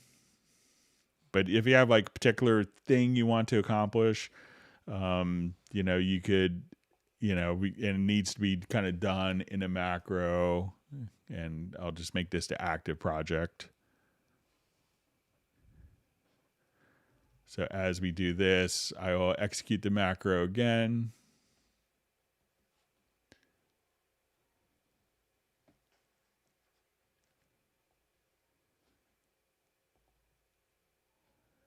And now it's automatically created our group track for us. So, but there's lots of very powerful tweaky things. But if you had like a particular thing, say, how can I make a macro to do this? We could, I could probably help you come up with that.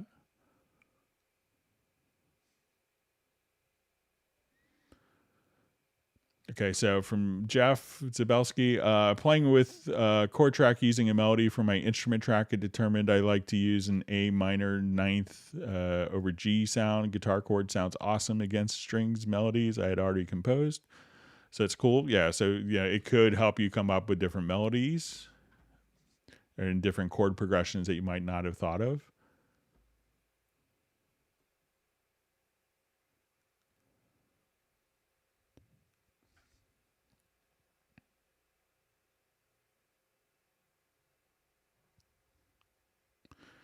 Okay, so we have a question. I would like to print my reverbs and delays to their own audio track or for further manipulation.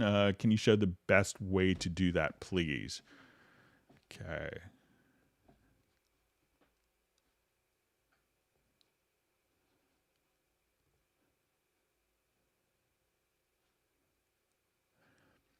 Okay, so on this, let's say I have a reverb. Not a sound, tell me why. Something's wrong, we can't go on. So I'm going to take the reverb and print the reverb. So if I wanted to, I could go to export, audio mix down. I'm going to take my effects channel track. I'm going to just select the reverb effects channel track, and let's add this to our queue. And I'm going to insert it into audio track. Start the queue export.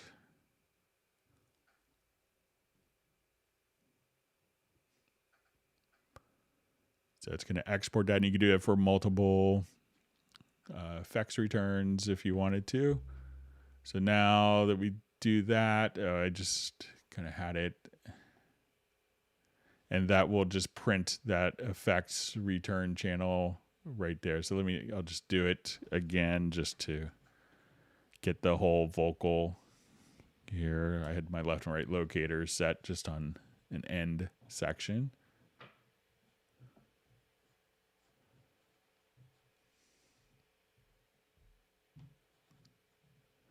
All right, I'll just call this verb print.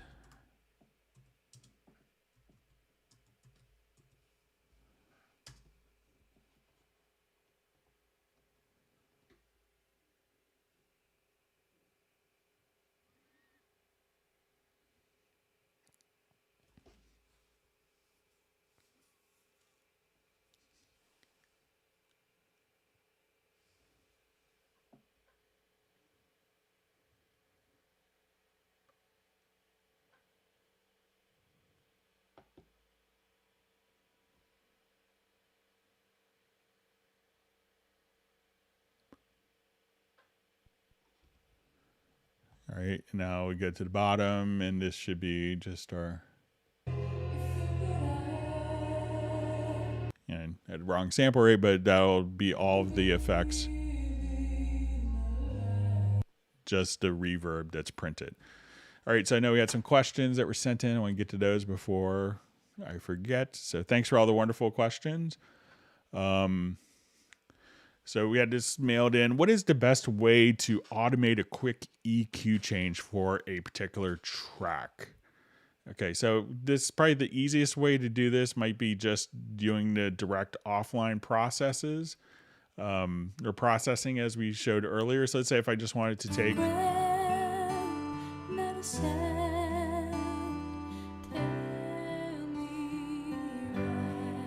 so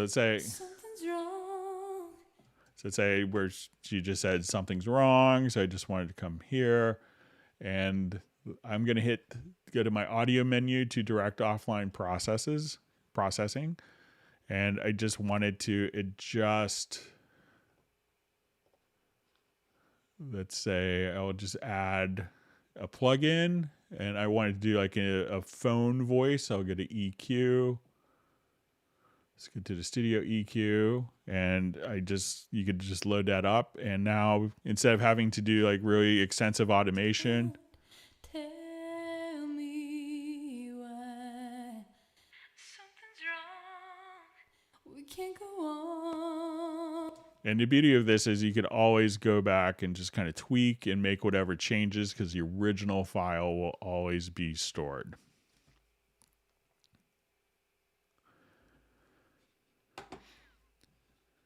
Okay.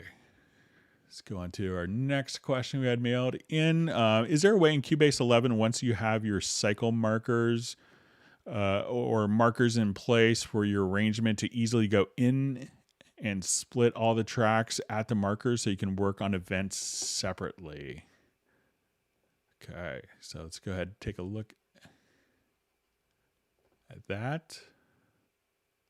And this is something you can make a macro for if you wanted to. But let's say I think I might have some markers in this particular track.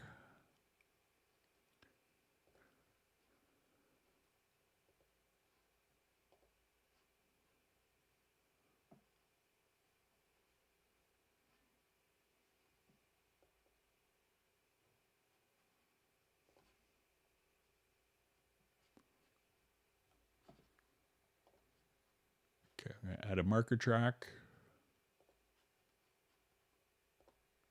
Okay, so there's some markers here in the project. So if I wanted to create regions between each of it, so these are all contiguous events.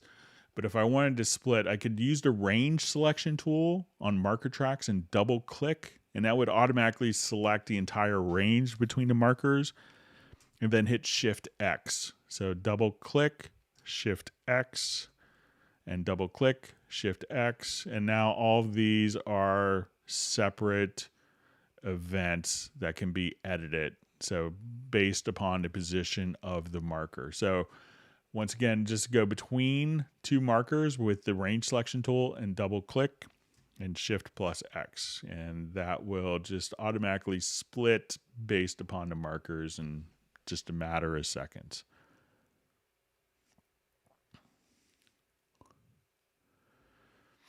Okay, so we have a question. Hi, Greg. Is there a workaround to compare two mixes, let's say between a mix with certain plugins and another one with those plugins modified or different ones besides the mix console snapshot feature that is not very smooth for A/B switching?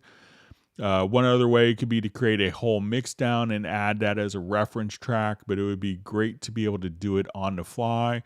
Is it possible to duplicate the stereo out track and add different inserts to switch between both? So, depending on when you're doing your mixes, so let's say if I'm here and, if I had, like 40 tracks of audio and I wanted to switch, 8 inserts on each of them, the only way to really effectively do that is to use the mix console snapshot functionality. So when we come here, we could say, but if I wanted to do something where it was more of the effects on the master processing, we could do something like this also. So I could say, okay, I want to send all of these to a group channel. So I'm going to say group channel to selected channels, and we'll call this mix 1. And let's say, so now all my audio is going here.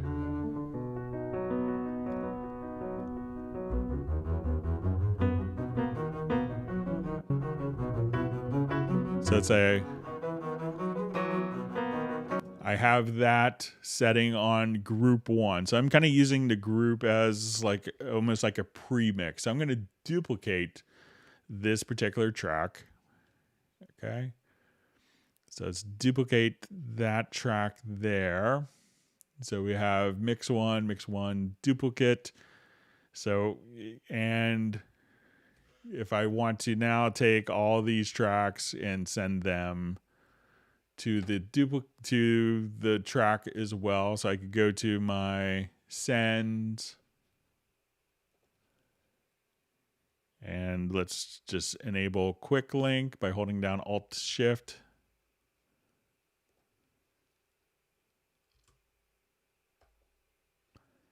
And turn it all on here.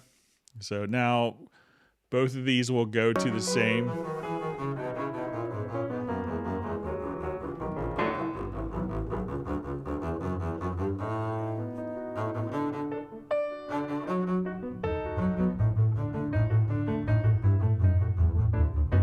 So then if I just come here and solo this group,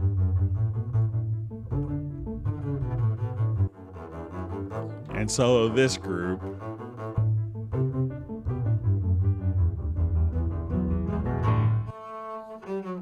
that's a way to kind of A/B two different mixes. So it really depends on if you're kind of worried about kind of what's in the master processor or, each individual plugin. So if it's each individual plugin across multiple tracks, the best way is going to be the mix console snapshots. And it may take a little time depending on how many plugins you have. But if you just kind of want to compare two different chains, send it to two different groups and process those groups independently.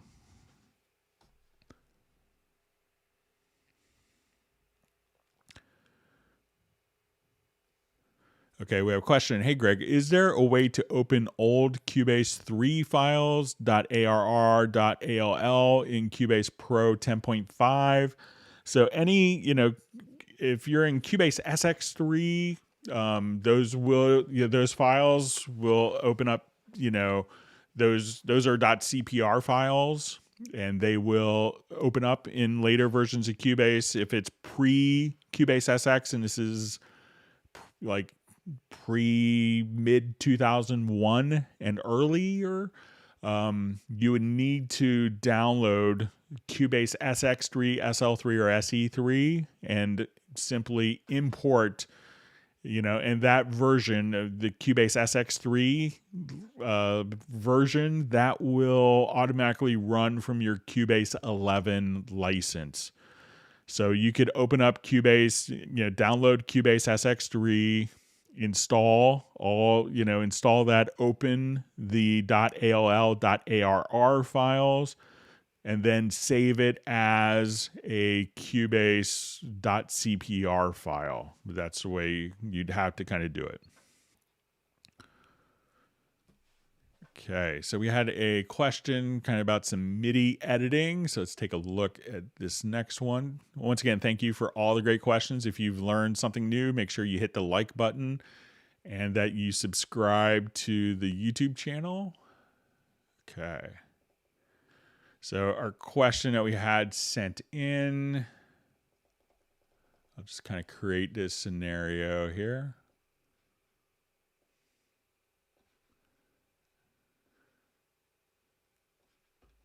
I'll make this part just a little bigger.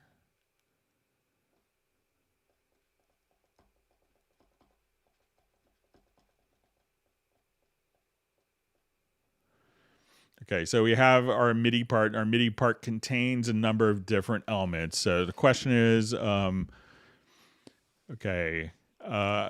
have a question about deleting notes that are outside of the MIDI event with my workflow. Often end up with truncated events that look like this, where I have a lot of garbage notes outside the actual event. And that would be where, if I wanted to just come over here. So let's say our part was longer, we make the part shorter, and we have these kind of MIDI notes here that are a bit kind of orphaned. So I do have a macro for deleting all disabled notes. So a macro that would disable all the notes outside the MIDI event would work too. So he wants basically just a way to be able to delete notes that are outside of this particular range. So there is, I think, a keyboard shortcut. So let's come over here. I'm going to do this with in combination with a MIDI logical editor preset. So let's build a logical editor preset. And I want to choose under function to delete. And we're going to say type is equal to notes. And let's adjust our position. I think we could set this to is I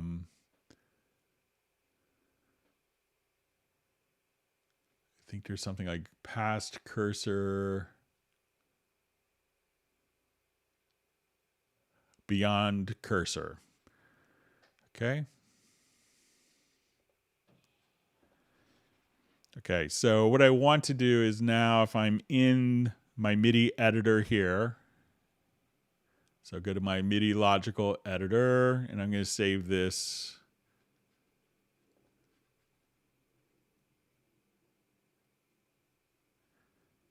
as a preset.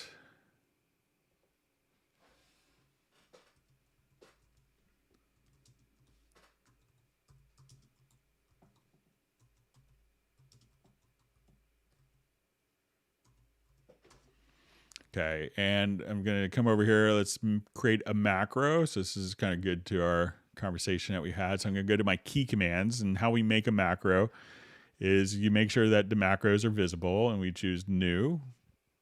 So we want to delete, we'll call it orphaned notes.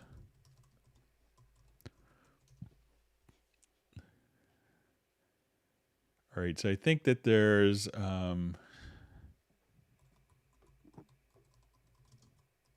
something like go to selection end. Okay, so I think we could, so what I want to do now is to add that. And let's go to our logical editor, and that's going to be under process logical editor presets. So we have process logical editor presets. We're going to say delete all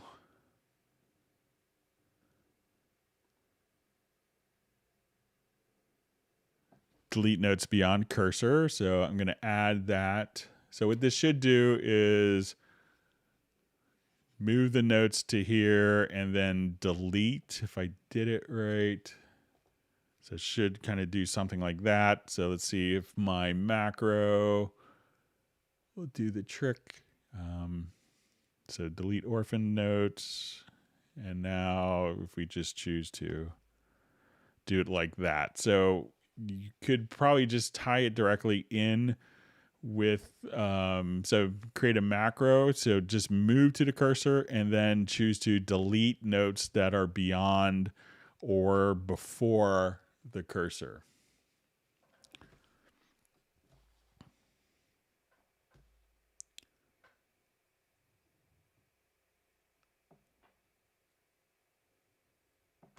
Okay, and then we had a question to someone wanting to automatically add the chord tracks in 2/4 time. So the question was, and I'll kind of pass this along, when adding chord tracks, and let's say our time signature was set to 2/4.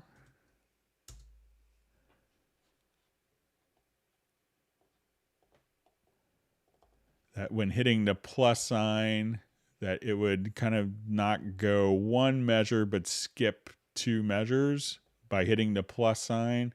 So I haven't found a way to make that automatically snap to the 1 of the next measure. So I don't know of any particular settings that will do that. So it looks like, you might have to just, kind of come over here and adjust the note position. You might be able to make a macro to delete, the time between the locators. Maybe something like, okay, I want to take this out and cut the time. So let's see if we do it from our range tool and just choose to cut time between those. So that might be something that you could do.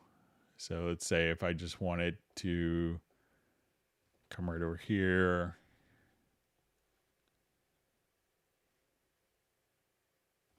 So if I just hit Command Shift X, you could kind of get rid of ranges, but I can see where in different meters that could be not the most ideal. Okay, let's go back to our live questions. Thanks for sending questions in advance.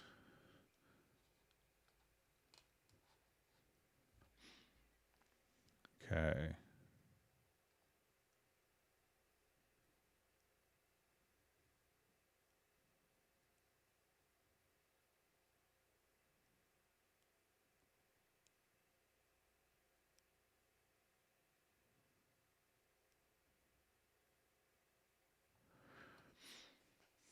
Okay, so we just see, is there any chance Cubase gets a quick resample option where you can change any audio's input to resample and record whatever is playing through the master?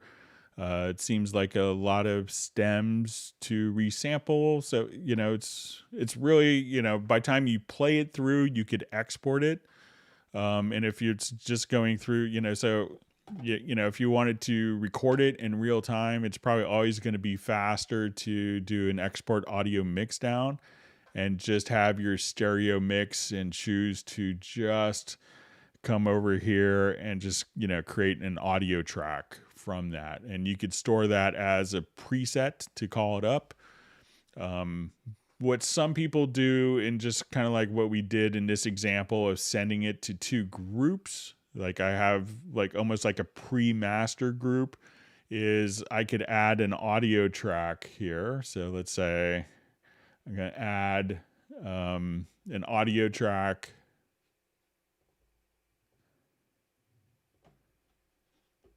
And we'll make it a stereo track. And I'll say for that audio track, I want the input to come from mix group 1. So as I record directly onto this track, so I just play.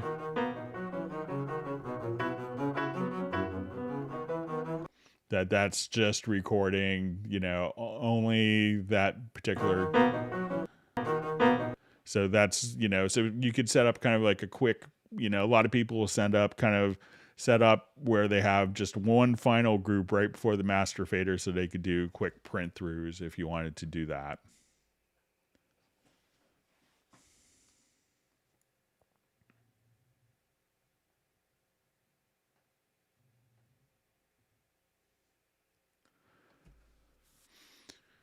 Okay. Okay. Just saw a question in my chat field advanced on me.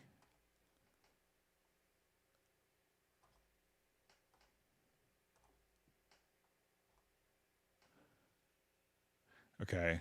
So quick question was how to change like multiple events at once. So I think if we just go to your project logical editor, and then you could choose, okay, you wanted to do tracks are, let's say container type is, folder track, let's say track. And in here we could do is set color to 1 and then just kind of hit apply. And then you could change the color of all your tracks. So we're just about out of time. I want to thank everyone for all the great questions. We'll see everyone on Friday and we'll do another 4 hours then. So please stay safe and healthy and email questions in advance to clubcubase@steinberg.de. Take care.